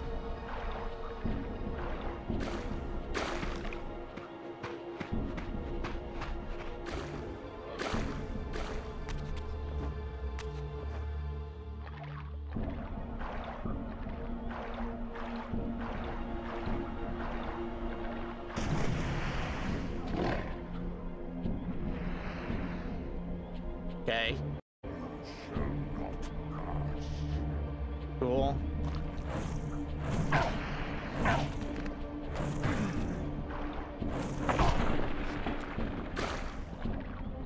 Okay. God fucking damn it, okay?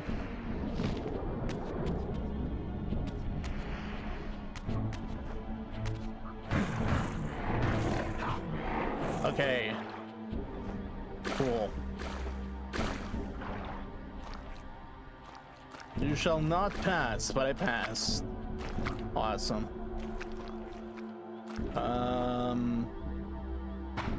This has to be the place, right?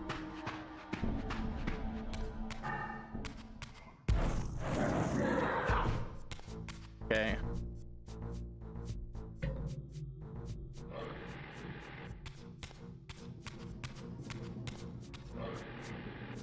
Okay, cool.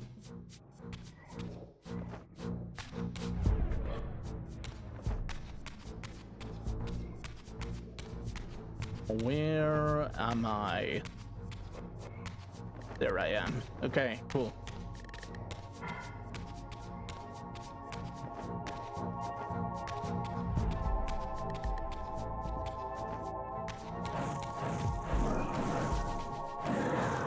Okay.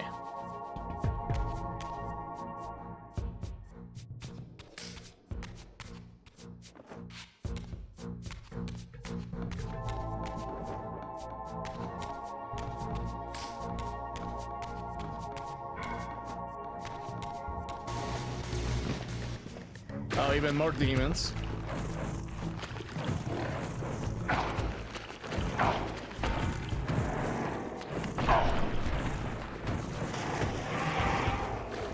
Okay.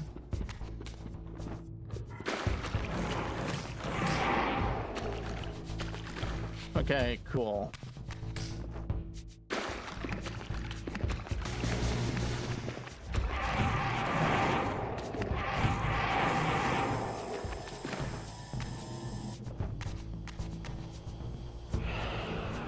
Okay.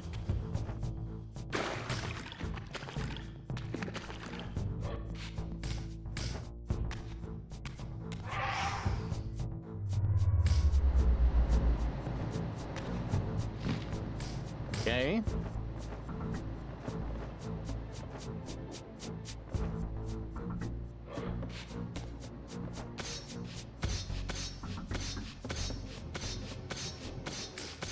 Okay.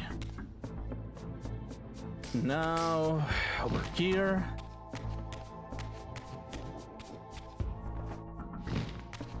Here. Here. Okay, the fire Reaver. Once again.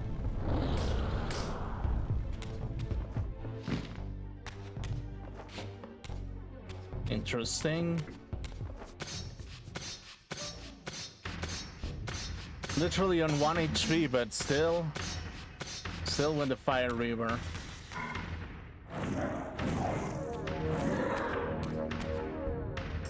Okay. Okay.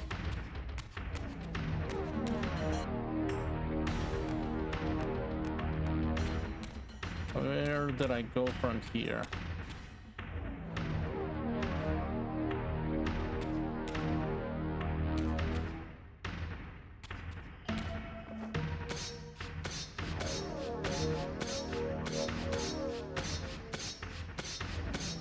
Okay.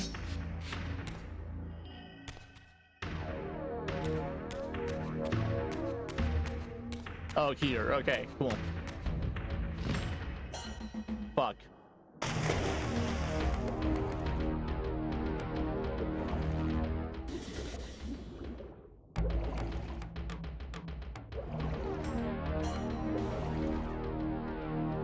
Hello, Elder God. How are you doing?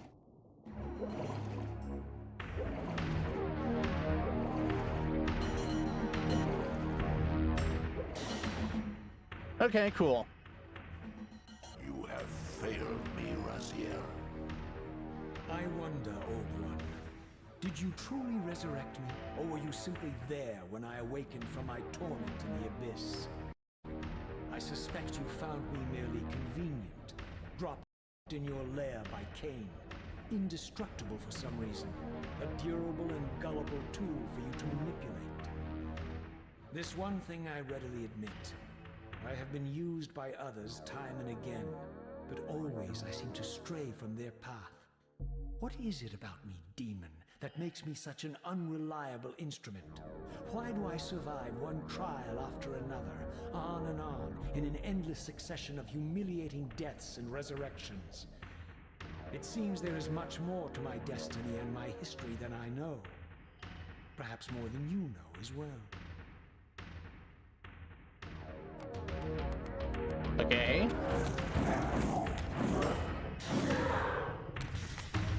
Well, yeah, I suppose that is a thing.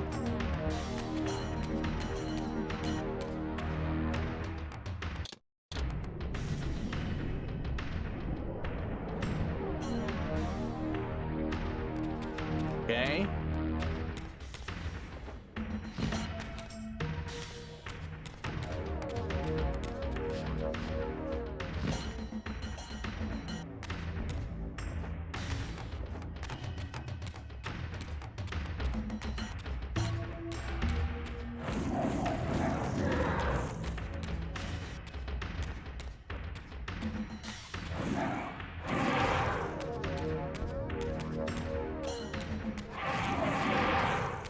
Okay.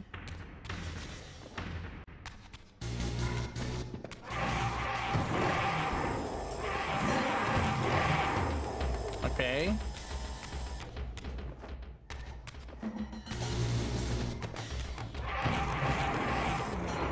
God fucking damn it. Okay, cool. What's about time?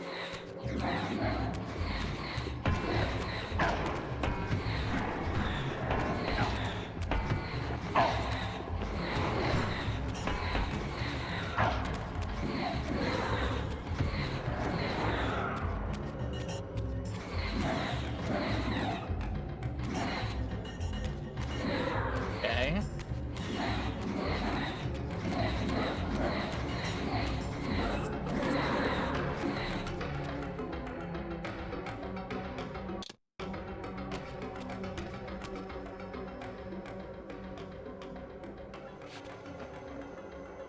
Okay. There we go. Cool.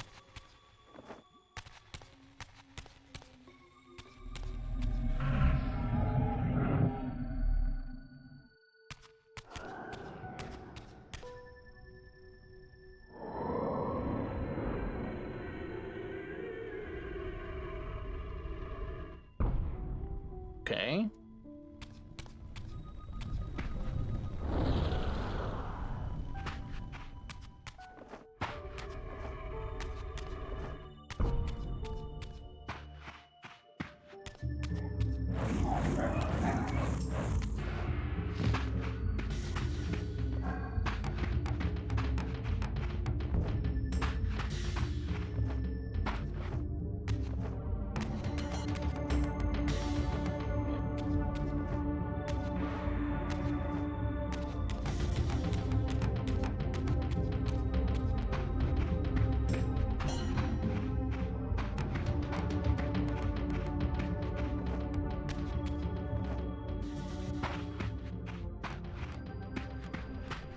Okay, what is gonna happen on the pillars?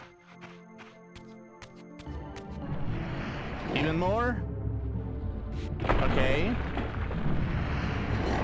He thinks he can change destiny. What a fool. Okay, of course.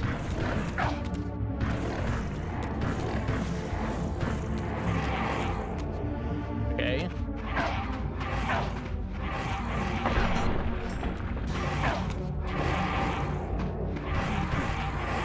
Okay, cool. Inferno. Okay, cool.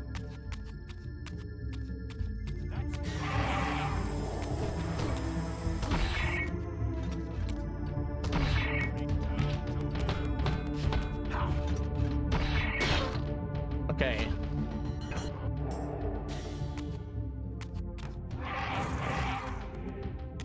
There we go.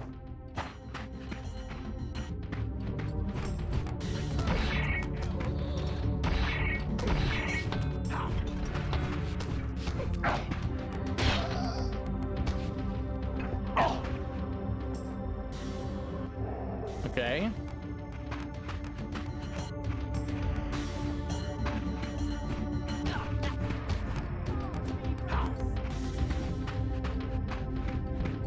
Do not run away from me, bitch.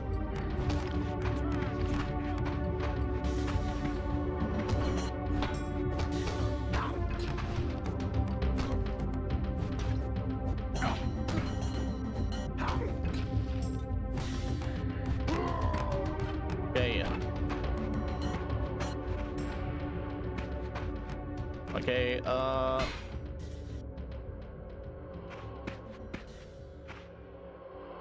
Okay, okay, can I suck? Please, can I suck? I couldn't. Okay, great.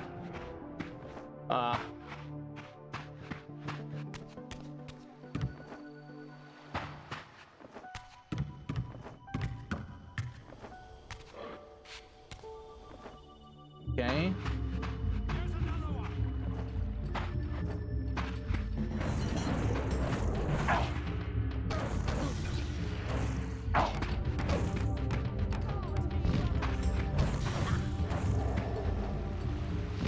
Okay.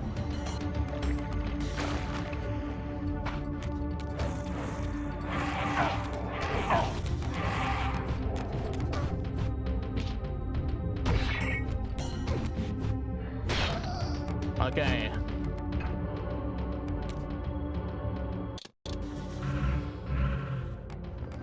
Okay. Yeah, it's like I kept to reset it or something. Some way or the other. Okay, cool.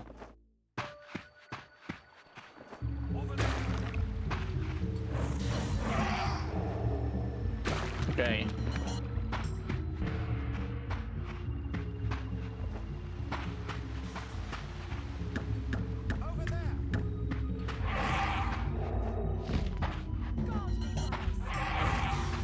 Okay.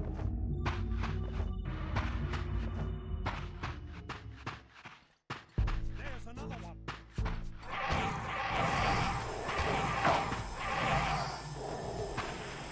Okay.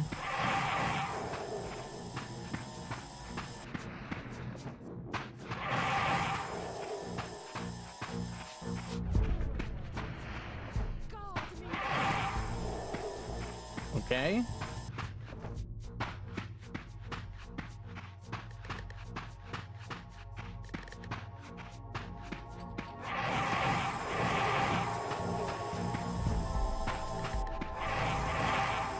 Okay, cool.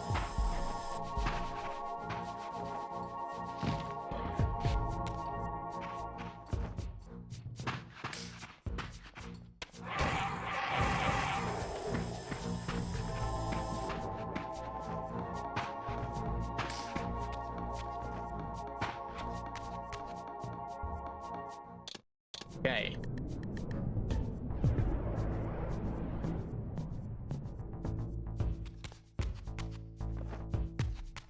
So now we do this shit. Okay.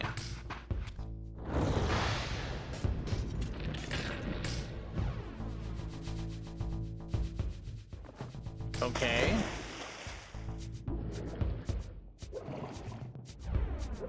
Okay, the only thing that it did is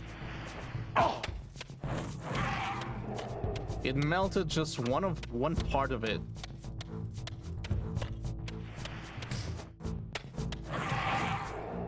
Okay. Then I guess jump over here? Okay.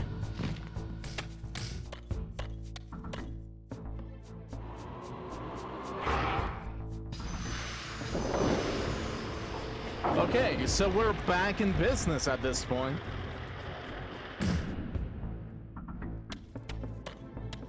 Okay.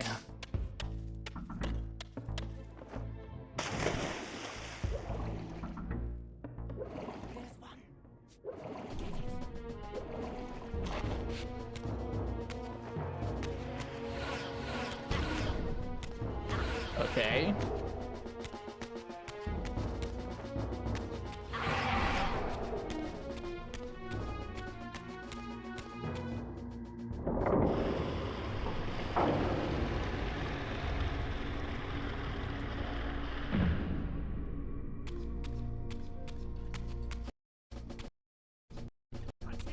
Okay, game, are you okay?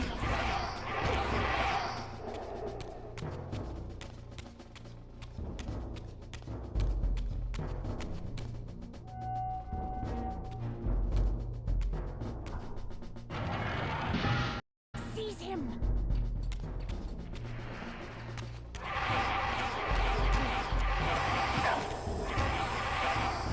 Okay.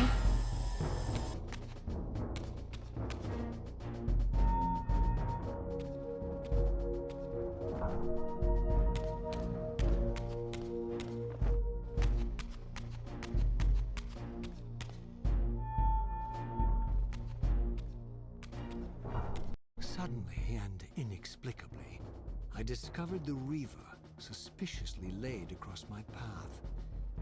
Again, I sensed nothing of that temporal distortion, the peculiar sense of displacement I had felt when I encountered the Reaver in William's chapel. Cornered here with the blade, I suffered the same nameless dread that I had experienced when Janos first presented the Reaver to me. I felt at once repelled by the blade, and yet overwhelmingly compelled to seize it. Overwhelmingly, yes. So, Raziel, here we are finally. You have no choice but to confront me now. And I am not so foolish as I've led you believe. We have business to conclude. You knew I would lead the Sarafan to Janos, you vile bastard. You've been orchestrating my every move. My destiny is an amusement to you. It was fun while it lasted. I think not. Is that Malek? Malek, do not let this creature leave. Malek! Wait, is this a part? Poor, deluded Raziel. Did you somehow imagine you had the guile to change history on me? I'm the time streamer. I knew your every intention before you did, you imbecile. Yeah, it is literally the moment. Lord Mobius, there is trouble within. The circle is under Hold attack. fast, Malik. This one is the real danger to us. Okay. What are you trying to concoct here, Mobius? You toxic creature. Did you imagine I'd simply allow you to run loose, corrupting everything you encounter? I admit that I've underestimated you to this point, Mobius. But it's a mistake I won't repeat. Wrong again, Raziel. Okay. Now, Malik, bolt the door. Using his staff to disable my Wraithblade, Mobius effectively disarmed me, leaving me with only one choice of weapon. And yet I confess, it was not the lack of options, but blind rage that made me take up the Reaver. In my fury, it felt as though my hand had acted of its own will.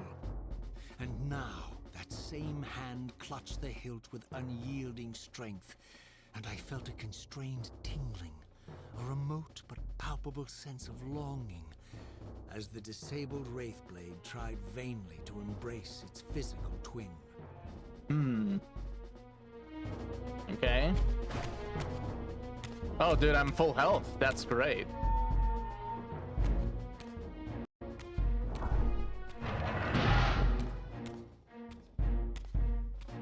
But yeah, it kind of makes you think a little bit about, like, how far did Mobius think?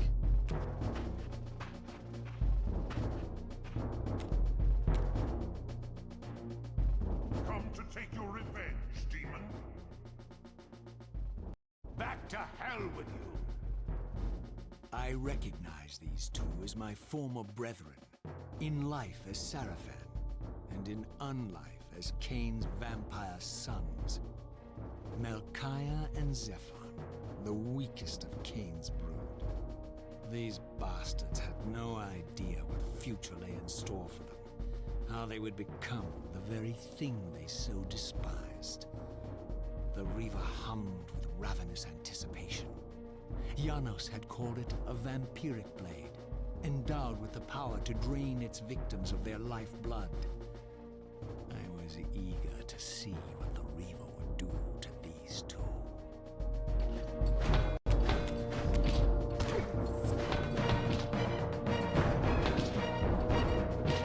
Oh my fucking god. Okay, great.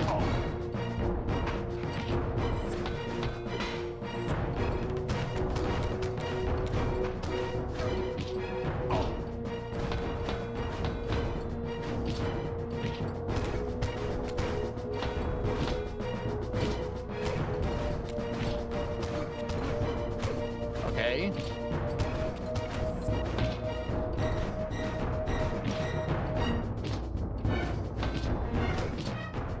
Oh, come on. Come on, bitch.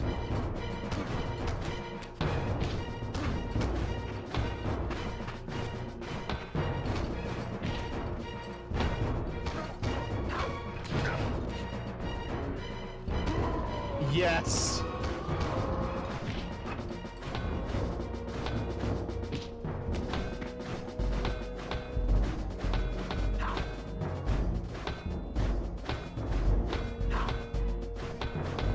Come on, Melchiah. Just give it up. Or Sephron. I don't know.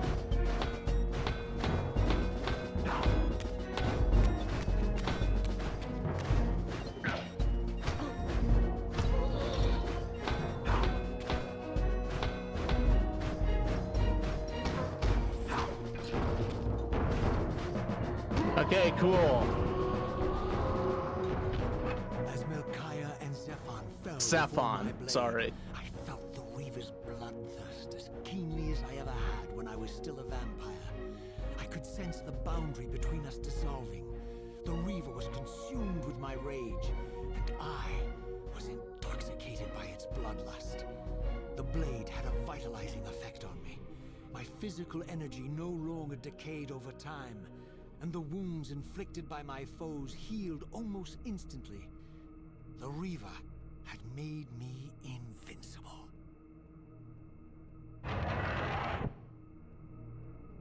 That's awfully suspicious now, isn't it?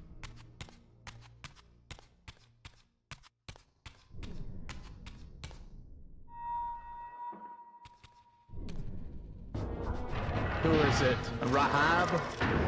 And who?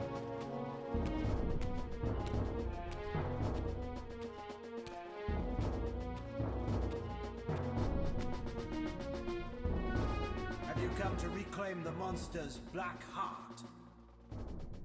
You'll have to get through us first. My former brethren, Duma and Rahab, confronted me next. This all seemed so elegantly choreographed. Yeah, a little bit too much. Exhilarated by the Reaver, I was struck with revelations. I could finally appreciate the delicious irony of Kain's blasphemous private joke, and I reveled as I colluded with him across the centuries. For it was I who put these bastards in their tomb, thus providing the corpses for Kain to raise as his vampire sons a millennium from now. Okay, let's go. Let's go, Duma.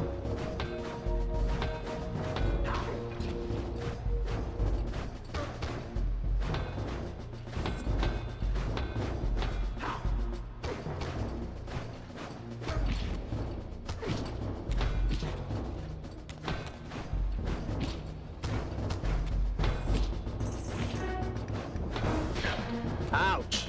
Okay.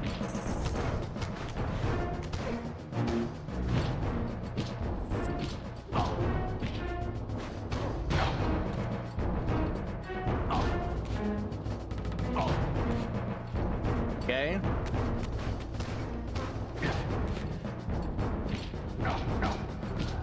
Okay.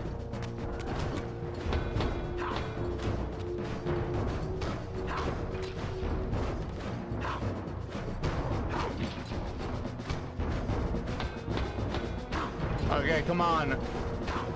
Rahab. Okay, cool. There we go.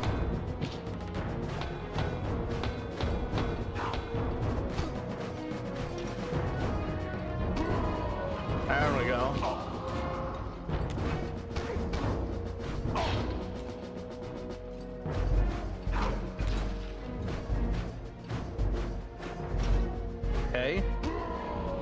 we go.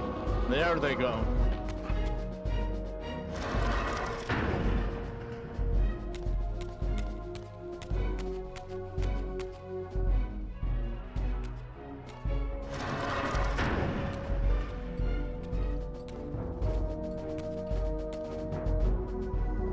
Get back to the pit you crawled from, demon. And here at last was my brother Tyrell, who along with Duma would bear me into the abyss without questioning Kain's command. So dutiful and righteous, even as a vampire. I guess some habits die hard. Yeah, I The mean, vampire Tyrell had eluded my vengeance. The Sarafan Tyrell would not. well, that's a way to take vengeance upon yourself. In the past, where they haven't become vampires.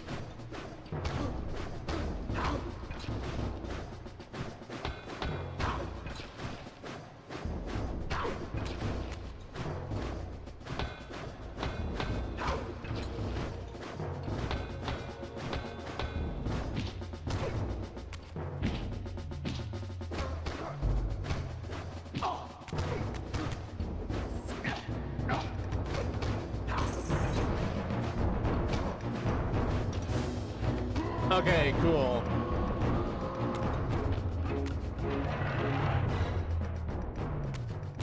Awesome.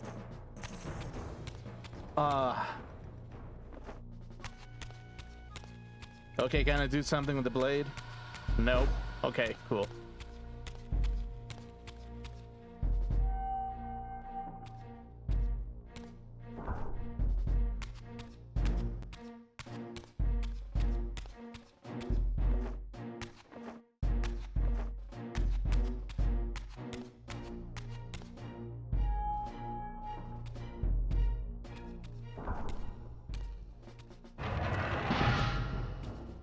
So, vampire, here we are. You've destroyed my brethren, and now you've come for me. You'll find I'm not such easy prey. I don't want to kill, but I will if I must. Return the heart to me, and we can end this now. So, you've come to avenge that filthy parasite and reclaim his foul heart. You're a righteous fiend, aren't you? Apparently, I am. No, vampire. This is where it ends. But you won't be leaving this room. Now, let's finish this. I'll make it mercifully quick. As you did for Janos? No, that beast had eluded us for far too long. It would have been a shame to end him too quickly. It's ironic, really. The great Janos Audron turned out to be no challenge at all. Thanks to you. Did you hear his cowardly screams when I tore that black heart out of his carcass? Dude, human Raziel is an asshole.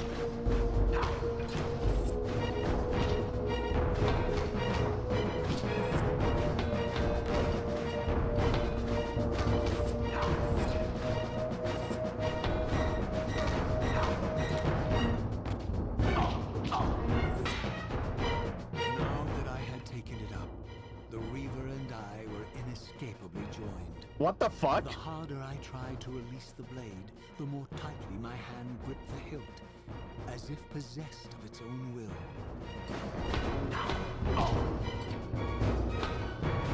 Okay.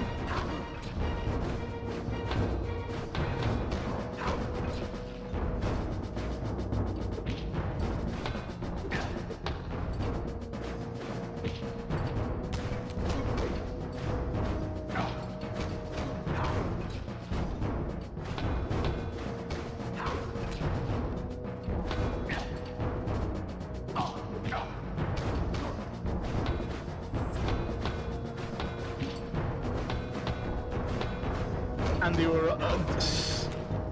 the details in this game. Ah. Ah. I Renounce you. Oh.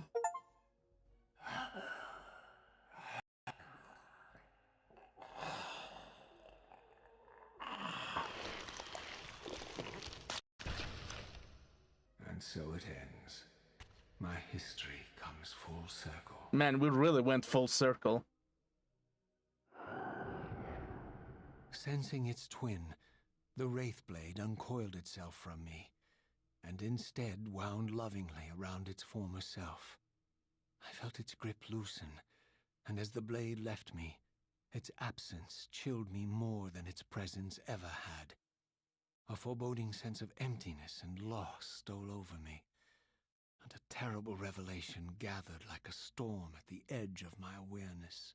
With all other foes exhausted, the conjoined blades turned themselves on me, and I realized, finally, why I had sensed nothing when Janos offered me the blade.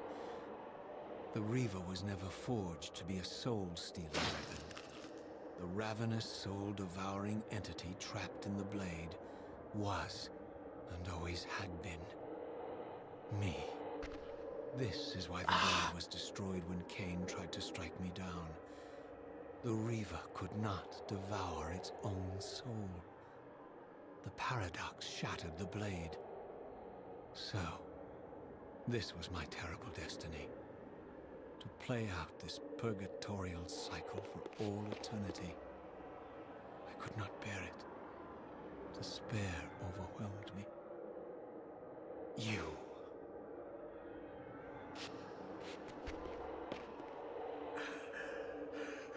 Are you enjoying this game? Don't fight it, Raziel. Give into it. Was this your destiny for me all along? Trust me. I felt myself weakening, unable to hold on any longer. The Reaver was too strong. The compulsion to simply let go, too great. And then, a growing sense of vertigo and the familiar displacement. The paradoxical moment when my twin soul hovered both outside and inside the Reaver blade. This was the instant, the glimmer of temporal distortion Kain had been counting on all along. This was the edge of the coin, the minute flicker of probability upon which Kain had gambled everything.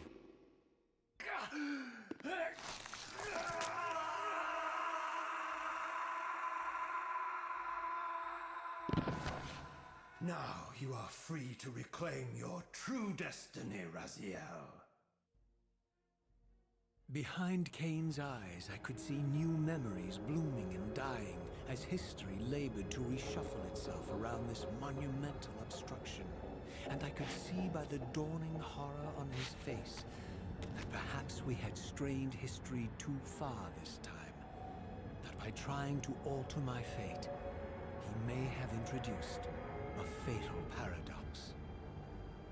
My God! The Hilden! Walked right into their trap. Raziel, Janos must stay dead. But Kain's warning was lost as I slipped into the spirit realm, too weak to maintain my physical form. And there, waiting for me as always, was the Reaver, the Wraithblade, my own soul, twinned and bound eternally to me. And I realized that I could never escape my terrible destiny. I have merely postponed it. History Abhors a paradox.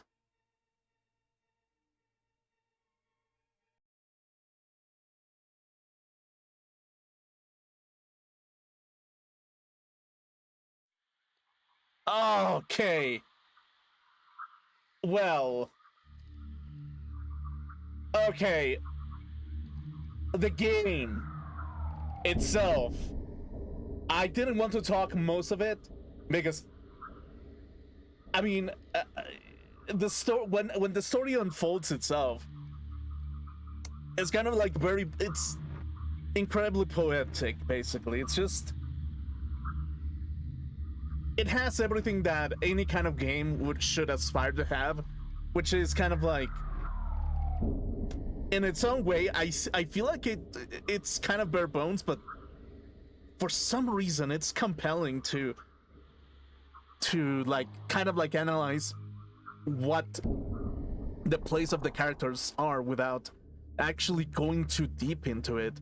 It's like, for some reason, you start caring about all these characters, Rahab, Turel, Malkaya, everyone. It's like, for some reason, that sense of continuity makes it completely like,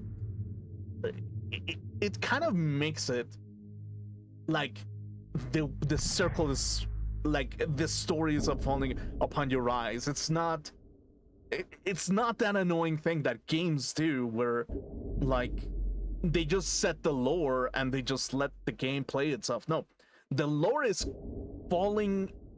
happening within your eyes, basically, with part of the history, and in its own way, in the walls there's like premonitions of like the vampiric hero also telling you a little bit of the lore itself as well. So, and it kind of shows you that like specifically you might be the prophesized vampire hero, or maybe it's the structure, however you want to look at it. And it's like in itself the ambiguity of the game telling you, okay, yeah, you're not, maybe you are the savior of Nosgoth, maybe you are, because the coincidences are way too close, but we're not entirely sure what your place is up until the point of like of unfolding, where you're actually like trying to figure out and see like nothing is necessarily written in stone necessarily, as Kain kind of like plays into this whole game and tries to like uncover the mysteries of the world along with Raziel. And the thing is that in this particular place that makes the whole package come together, it's when the revelation kind of like comes in that the story itself has these hooks that are kind of like subtle, and they can kind of like lead you on towards even more of the game lore, in particular, either in the future or the past. So, in its own way, it kind of is. You can even argue that this game is an unlimited machine of story in its own way, because no matter what, you may fall into the trap of either the Hilden, of either the Elder God, of either Mobius, or even Kain's like playthrough, or even Raziel's. Like, in its own way, like everyone is kind of playing their own hand in this whole game of paradoxes and history changes in very specific moments in time as the story progresses. And I just find it really compelling, the fact that the game itself decided to be this kind of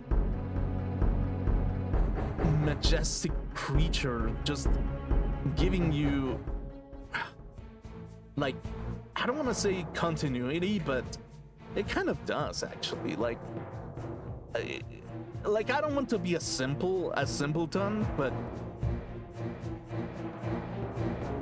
the fact that the history itself does try to connect its wires in such a careful manner, so you can actually see what happens if one entity wins, or like the other entity wins. It kind of like makes you see like what specifically can be done in order for the story to progress, which kind of leads us to Defiance, which is the peak of Blood Omen and Soul Reaver, like all these stories coming into one final fight with all the major players, essentially. So in its own way, it's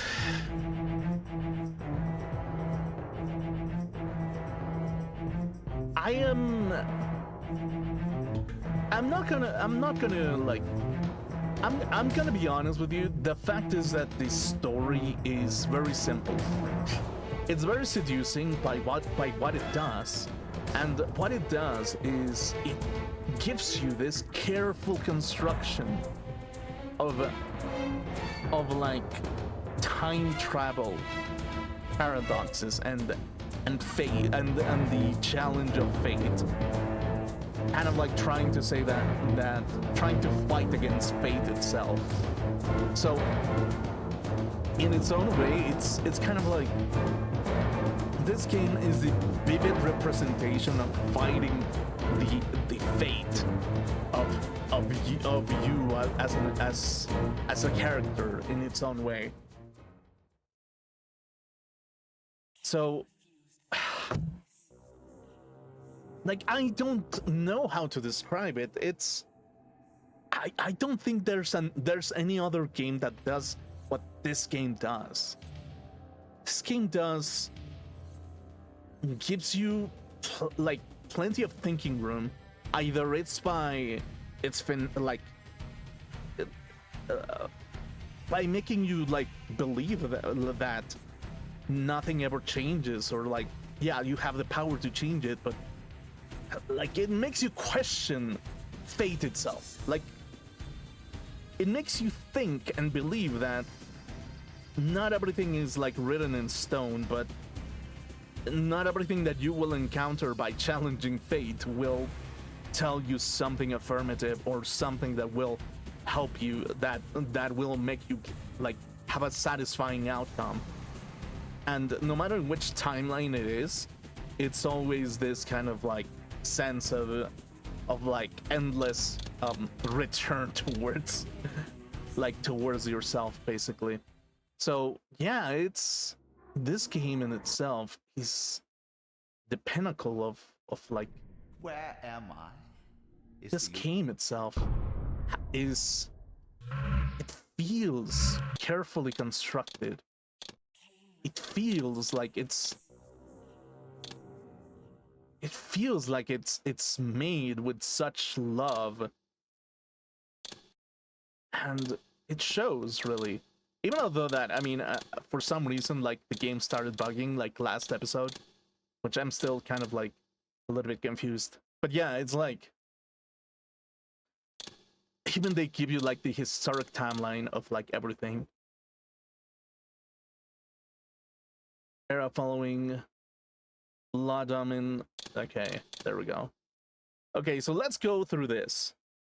The historical timeline: Genesis of the Pillars of Nazgûl, formation of the Circle of the Nine, Sorcerer Guardians sworn to protect and serve the Pillars, the Reavers forged over 500 years before Blood Omen, Legacy of Kain, which is essentially before the games.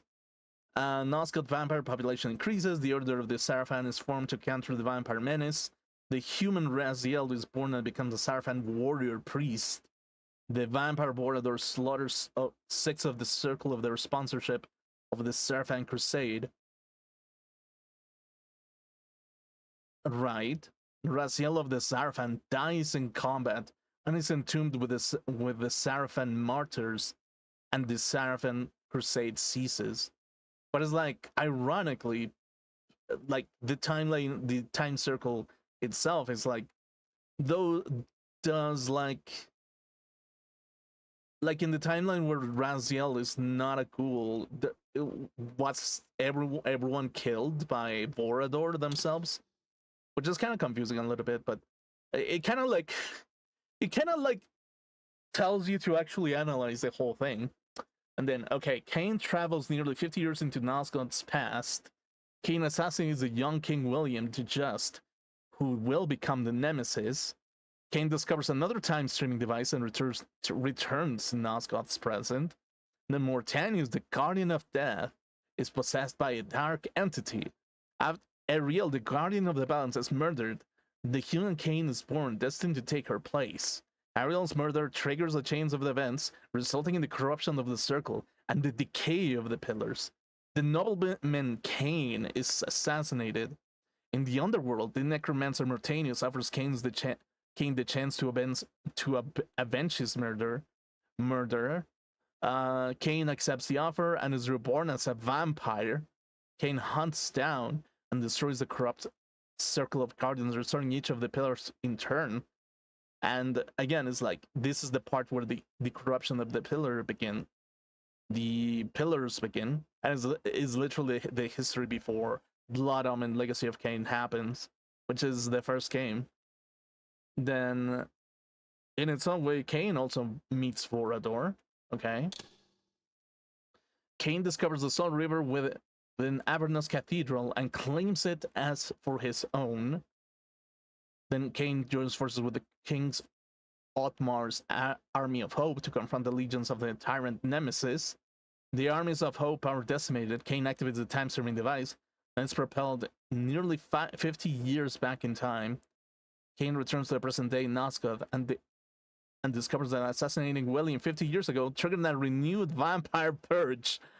So, in its own way, is like the Nemesis. Like, yeah, sure, the Nemesis does not happen, and nobody is enslaved, but the vampires again are being prosecuted because of it, which is like not something that Kain wants to begin with.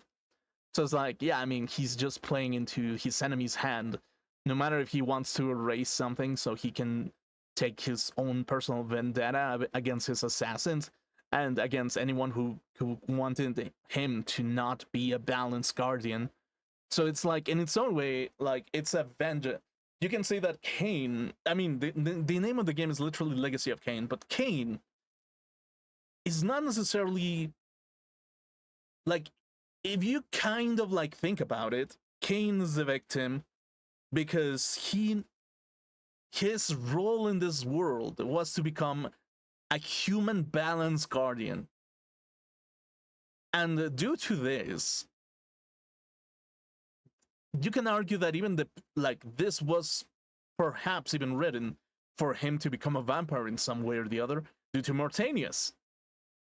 Like, it's like the irony of every single enemy that goes out there to say that the vampire menace must be eliminated is kind of ironically giving their ownership to the race that actually deserve the preservation of the pillars, which were the vampires. But the thing is, like, Kain is not a it's not a vampire, like an ancient vampire. He's not. So, in its own way, you can see that the story itself kind of tries to accommodate itself in the best way possible, but it doesn't really necessarily do it because history was written to be in favor of the ancient vampires, essentially, and it was written by the ancient vampires. But as the Hilden become a problem, it becomes apparent that the dark forces themselves are doing everything in their power to oppose the vampire ruling, which are the inheritors of these lands in particular. So yeah, it's like okay, so in this timeline, Vorador is executed. Kain is the only surviving vampire in Nosgoth. Kain confronts and kills Mobius, the guardian of time. Kain confronts Mortanius, the final guardian, and the Pillars Mortanius is destroyed as a dark entity possessing his body emerges. Kain defeats the dark entity in combat. With Mortanius' death, all but the Balance Pillar are restored. Kain realizes finally that he is the Balance Guardian and therefore the last of the 9. He must choose between sacrificing himself to heal the world or preserve his life and ruling of Nosgoth in its damnation. Kain refuses the sacrifice, ensuring the pillars collapse.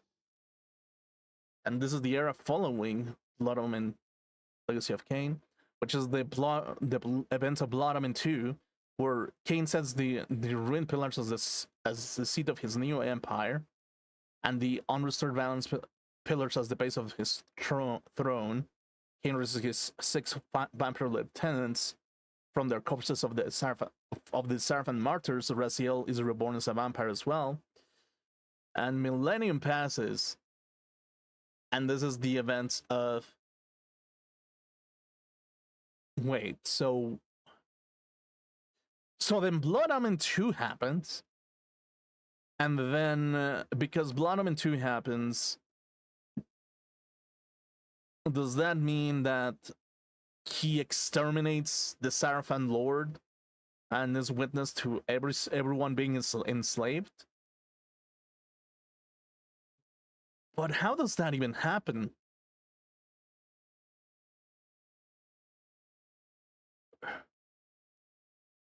Because, like, the vampires themselves return to a human form, if that is the case. Okay.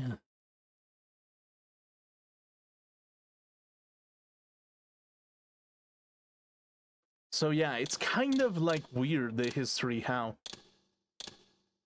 like everything kind of like unfolds in its weird timeline where, like, you can say that Blood Omen happens, but it's kind of like in the future, but not really. It's like the collapse of civilization happening back and forward, basically. It's like, oh god. Dude, Tony J was insane, actually. Like, the Elder God, like, for some... I'm not gonna go into specific, but Tony J's voice of the Elder God is so majestic that I just cannot see anyone else doing anything else. Like,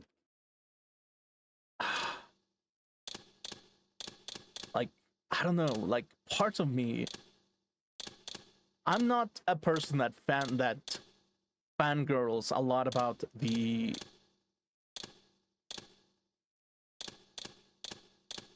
Like, I really am not gonna be the kind of guy that like fangirls over people, but this might be the only occasion where I actually kind of do. Actually. And it's like, that is the thing, really, with this game in particular. It's not perfect at all. It definitely isn't. And if you think about it, the games themselves, you can say that it's a compilation of puzzles along with like history and stuff. Well, like storytelling, simple storytelling. But once you paste it all together, you end up with this kind of imagery of how the world is constructed, and like, it's not bad at all. It's pretty damn good. And it doesn't overwhelm you. It kind of like, it doses you from bits and parts to kind of like tell you how you're doing as you act within the world. So in its own way, it's kind of, it's really something.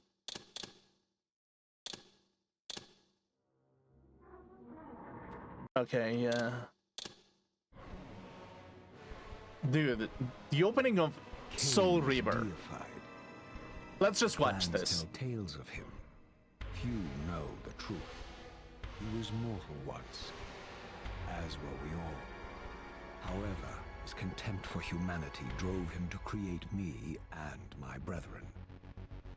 I am Raziel, firstborn of his lieutenants. I stood with Kain and my brethren at the dawn of the Empire. I have served him a millennium. Over time, we became less human and more divine. Kain would enter the state of change and emerge with a new gift.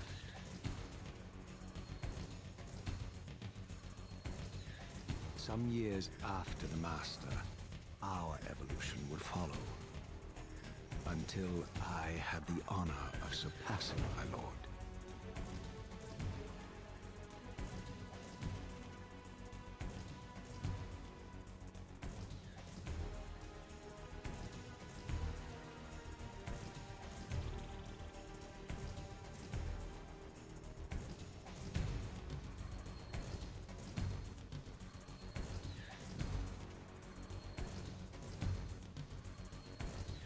transgression, I earned a new kind of reward.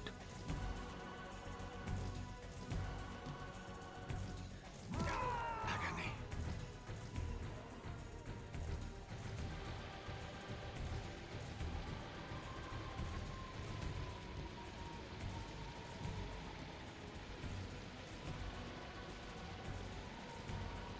There was only one possible outcome.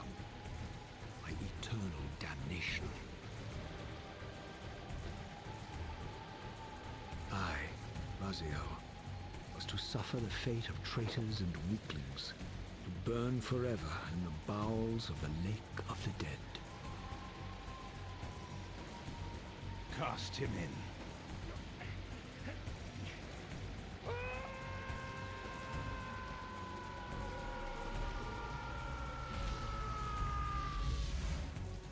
Tumbling, burning with white-hot fire, I plunged into the depths of the abyss.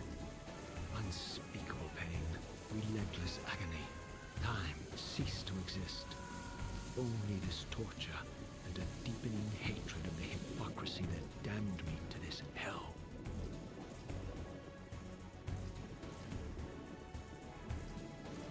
An eternity passed, and my torment receded, bringing me back from the precipice of madness. The descent had destroyed me, and yet I lived.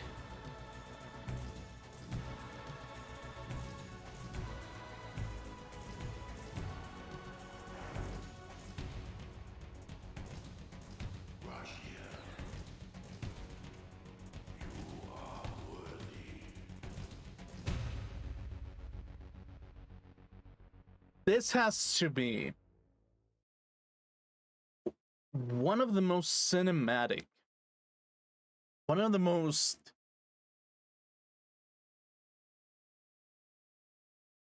iconic openings of all time in gaming. For the sole reason it's very raw by what it kind of tries to tell the player. Basically, by first impression. And it's like,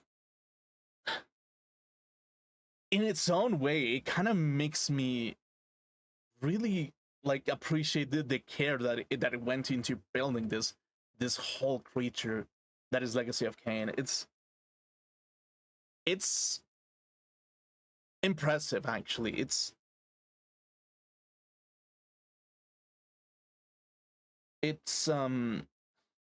like, I have no words for it. Like, I can tell you specifically, like,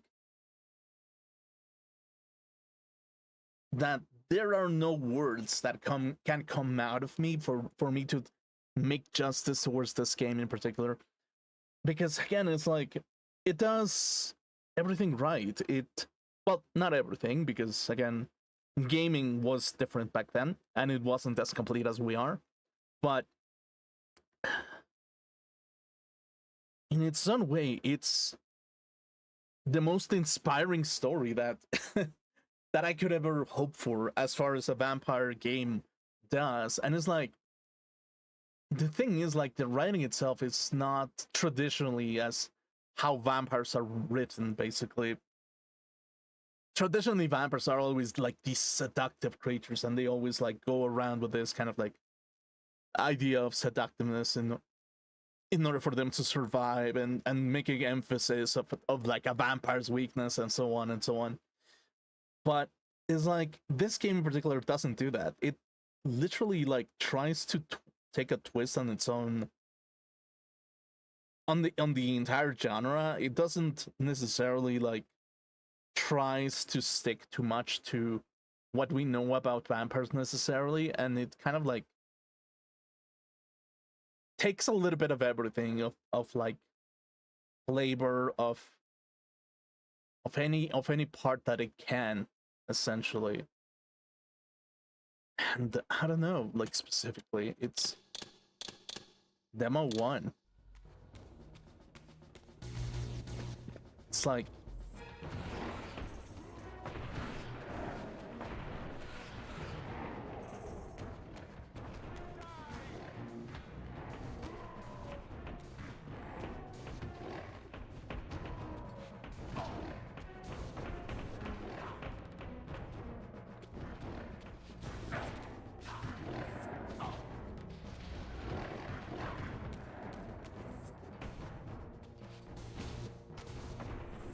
as far as it goes, I don't think that there has been any other franchise that has taken as much effort as this, for sure.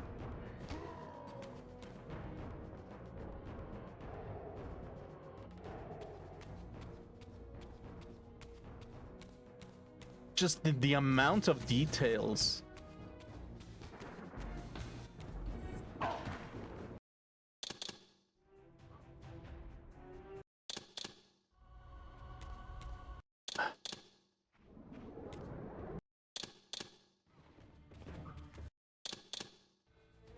And you can say that there's like a lot of simplicity of the game. You nearly had me, Raziel.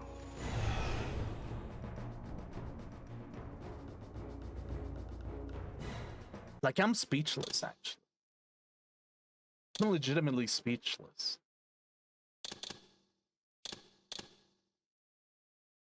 And it's like, yeah, you can actually read the entire thing.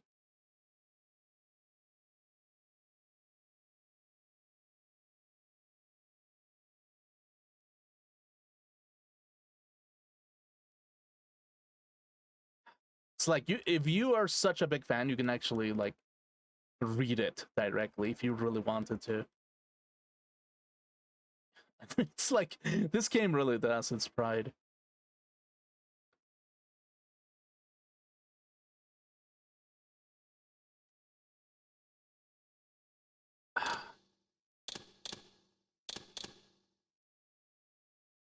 And yeah, I mean, I guess Soul Reaver was like more bare bones, definitely. Soul Reaver 2 was the big beefy boy when it came to lore. But yeah, I mean, it's something, I guess. It's really something. It really is something that I can't describe, like how Soul Reaver itself has its own quirks. Soul Reaver 2 is like the masterpiece.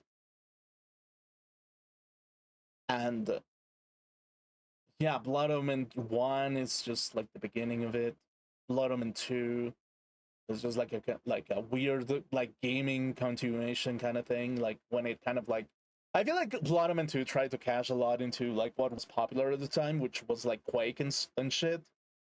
But yeah, it's like the series evolves along with its actors and along with the history itself. Like everything evolves no matter how you kind of like take a look at it. And because of it, it is such a sweet, it hits such a sweet spot as a series that just keeps evolving and it keeps changing. And it makes you reflect about the characters themselves and makes you think about character building in a different manner. And the design itself is, I would argue that it is one of the most, I wouldn't say that it is like beautiful necessarily, but yeah, I mean, I low-key want to say that it is one of the most beautiful games that came out of the beginning of the century, of the millennia. Like, I don't know, actually, it's something. It's something that I'm very proud of, basically. That I love with every passion about this game, and yeah, I mean, I really got nothing out of that. But yeah, I mean, that was Soul Reaver 2. That was Soul Reaver 2. A little bit sad that the game like started breaking on me after a while, but it's like the game itself is, you can argue that it's very simple. It's a very simple game, but there's such a beauty. It, like, I have no idea how to describe it. Basically, it's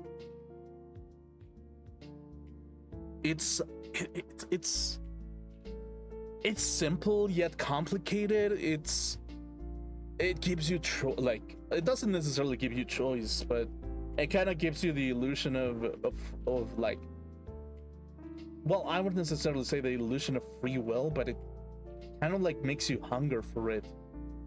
It makes you want to pursue free will. It makes you want to be able to like see a tyrannical character such as Kain and Raziel like succeed, actually. I was like, they have their own reasons to succeed. It's not that they're wrong, but it's like, yeah, it's the characters themselves. They have this charm that I cannot explain. Like, it's not a traditional hero or anti-hero. It's like I don't know if I can call like Kain an anti-hero or like a hero. He's just a main protagonist, basically.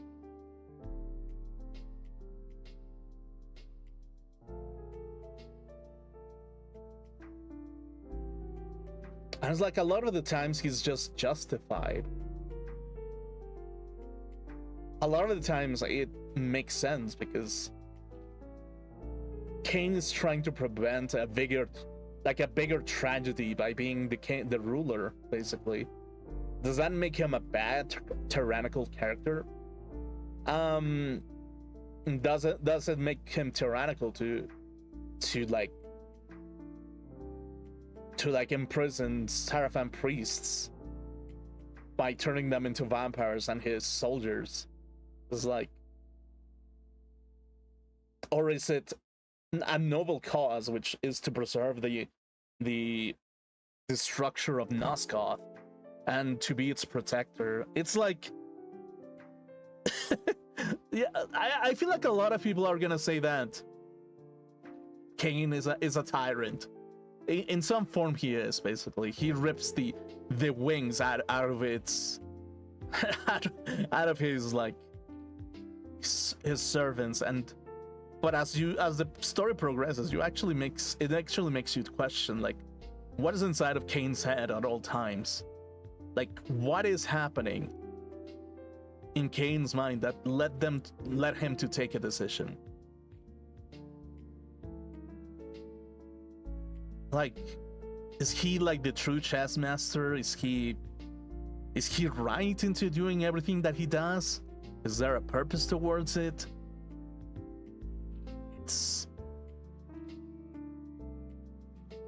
It's breathtaking. Like, the fact that it makes you think about the character to not be as such a boring, simple slate of be a good hero to protect everything, but rather just someone who is trying to protect everything in his own way, and the only way that he knows, and the only way that he can fulfill it, basically. It's masterful. It's something. I really don't know how to describe it, basically. Like, I really genuinely have no idea how to describe it. It's something. It really is something.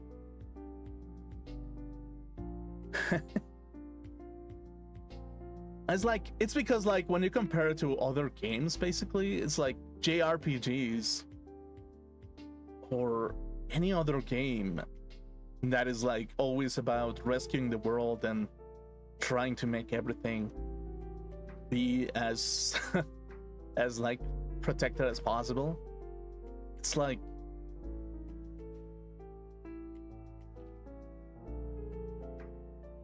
it's hard to explain. It's a game that prides itself in its characters. Like, Like, they're simple characters, but they're great. I like them.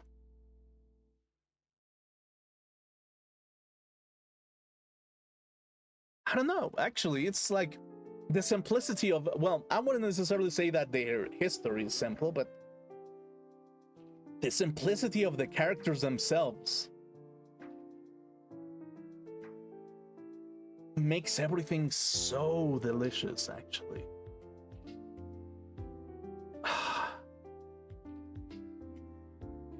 I have no idea how to describe it. I genuinely don't. I genuinely don't know how to describe it. But it is something else. It really is something else.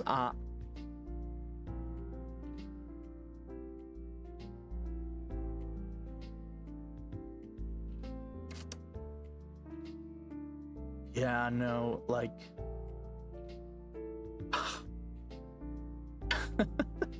I have no words for this story. I actually don't. I feel like I fanboyed enough about the game already in the past episodes, but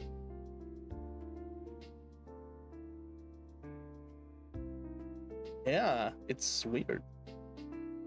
I like it.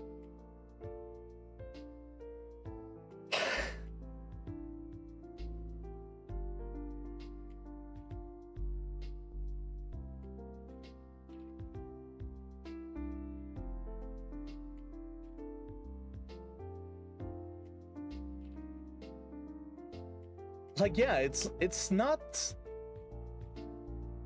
some, like, the characters themselves, they don't make me hyped. They don't make me like have an overwhelming sense of pleasure or something like that. It like the existence of these two characters in particular make me content, like make me genuinely happy in its own way.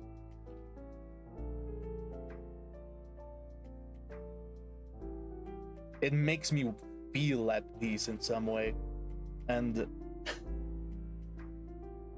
I don't know, is it because like the characters themselves, they're too believable? I was like, yeah, maybe that's how it is, really. Do you know what I mean? It's like the shape of the characters themselves. It's not so much that Kain is believable. It's not so much that Raziel is believable. It's pure. Those two characters have a distinct form of purity. Pure despair, pure anger, pure thirst for vengeance, pure desire to get things not to get things back in order, pure malice from Mobius and from the Elder God.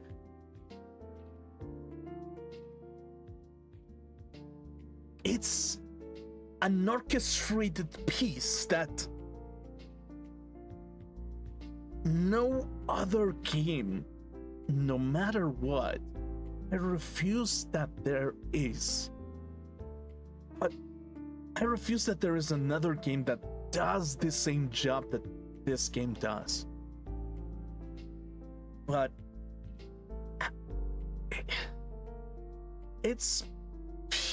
it is storytelling in the most pure and simple way possible. And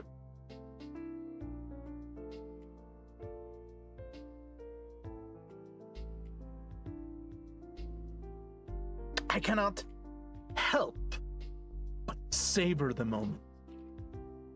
I cannot help but to feel the game itself unraveling in its scenes and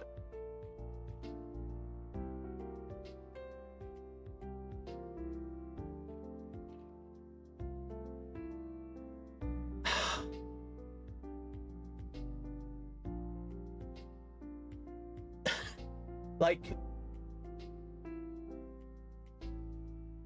the amount of satisfaction that this game has given me is unparalleled. I don't believe that there will be another game that will do exactly the same thing that this game did.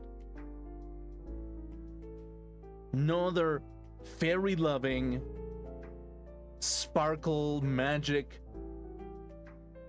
mage that wants to make you want to sink in the world of wonder about how fairy tales should be told is going to tell me that they're better than this. That they're better than the authentic fury and the authentic desire of vengeance and the authentic desire for knowledge and the authentic desire to unravel things and the authentic desire and empathy to understand the world that they're living in, rather than actually just being a murder hobo that is killing everything. It's like, in its own way, they are, in its own way, murder hobos in their own way. Like, if you actually think about it, they kill so many people because of the gameplay mechanics and stuff, but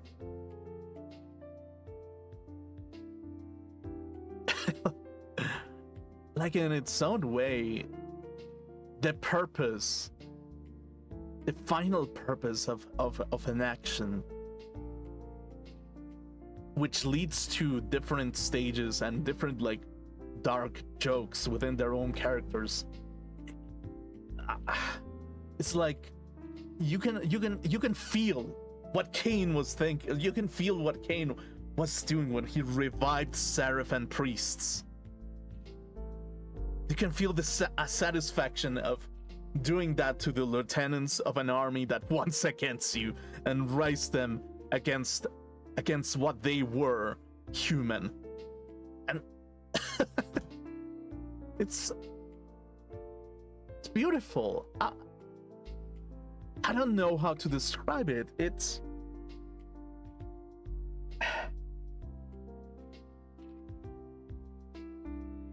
beautiful. Like, it really, it is beautiful how the game itself prides in its unapologetic movements. And it's not so much that they have an expertly calculated move. Some of them do in some ways, but and even the characters believe that they've been expertly manipulated into other plans of other beings, basically. That is the thing, is like, it's authentic despair, authentic fear coming out of the characters.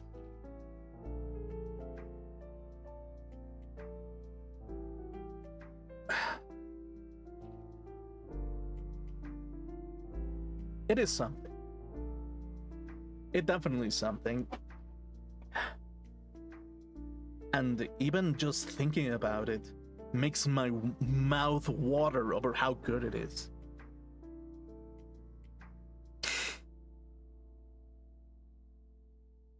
Like, legitimately, I have my mouth watering over how good this thing is.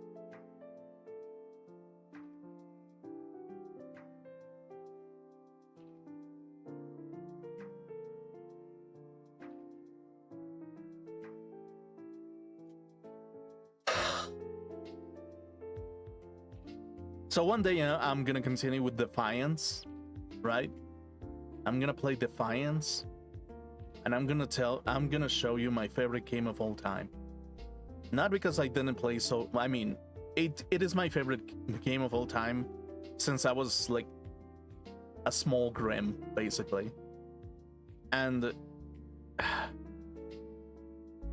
there's a reason why the game itself is like a precious jewel to me.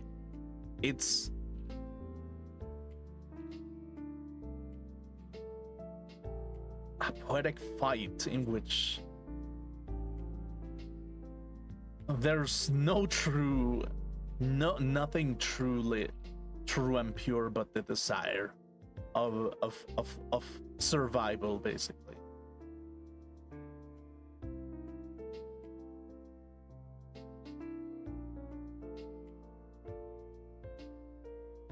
Yeah, like it's pure. Like if I were to say something about this game, it's like this game is pure in its own regard. It is such a pure game.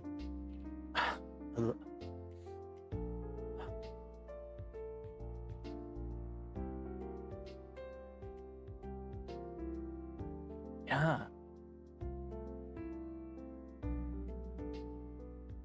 Yeah. You know what I mean? I don't think anyone will ever get it the way that I've got it. Like, I genuinely believe that there will be no one who gets it the same way that I do.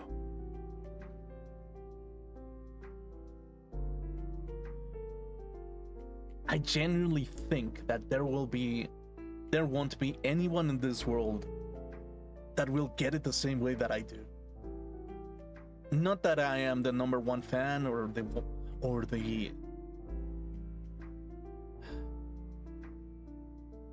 like that it should be gate kept or anything like that. No. It's like the way that I understood it, the way that I saw the story unveil itself.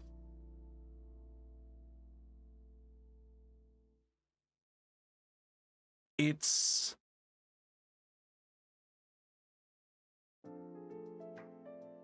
the most beautiful thing I've experienced in my entire life. Legitimately. And it's out of something so simple.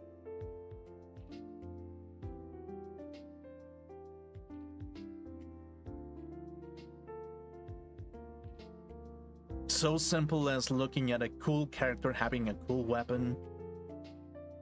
So simple as having cool abilities. So simple as exploring the same space over and over again. But somehow these spaces, they hold more life than a lot of these like open world games that have come out, because like it lets you explore it through the ages. It lets you explore it through different perspectives. It lets you explore it through history. It's the same place, but every single time that you go back towards it, something has changed. Something unusual, something very familiar. But it's a continuation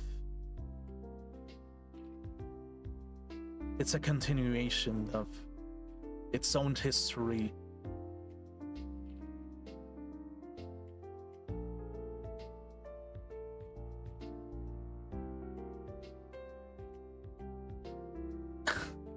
Yeah, yeah, pretty much.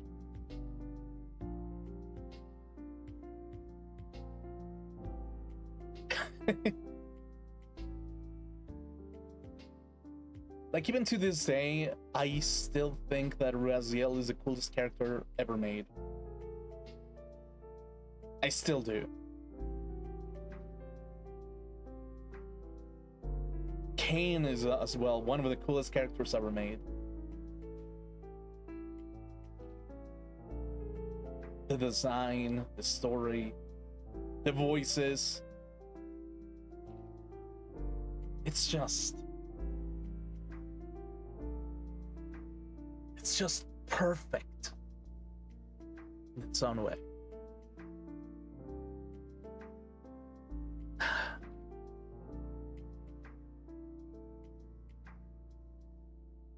It is perfect.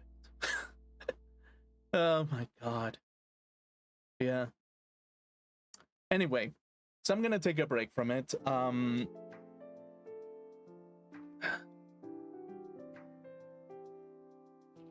gonna take a break from it. But before I do, actually, before I do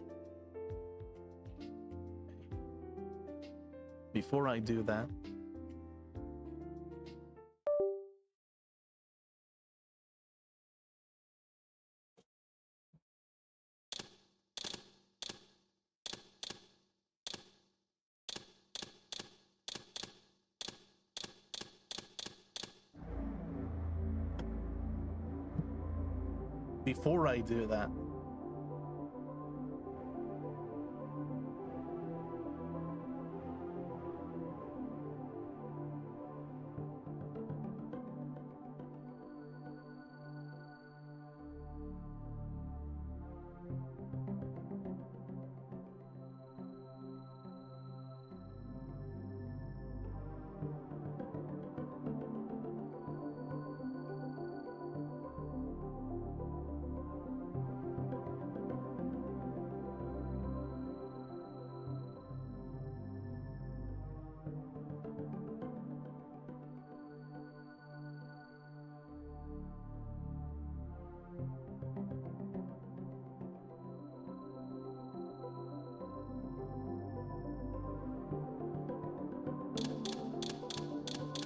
Kain refused the sacrifice.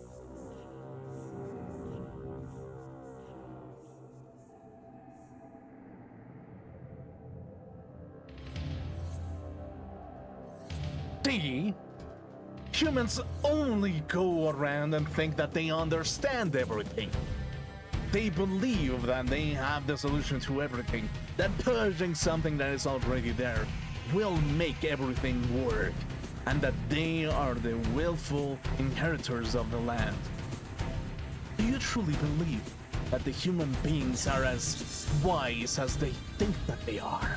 Do you truly believe that is something that has been built upon humans? I don't think so. For a reason, vampires took into these fortress of life. For a reason, it was contained, for it to hide a very dark secret that just hides beneath the pillars, just hides beneath every crevice of the world. The only way is then to forge your own destiny, even if it means walking into the traps of 1,000 chess masters, even if it means destroying yourself in the process, even if it means living, dying, and going back into a state of rebirth. To fulfill what you truly believe is your destiny is what truly matters in this world.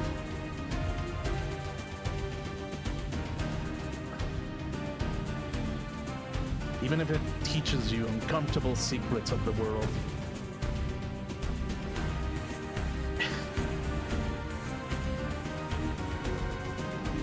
If you take the blade and take it proudly, you will find your answers. I'll see you tomorrow for something else. Have a good one.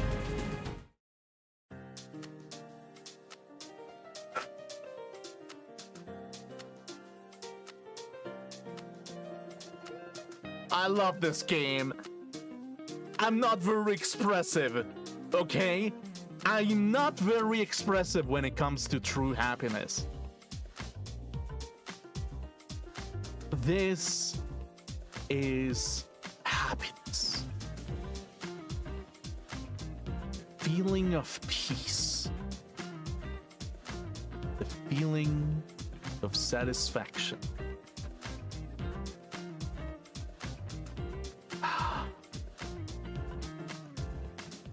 the sensation of pursuing destiny.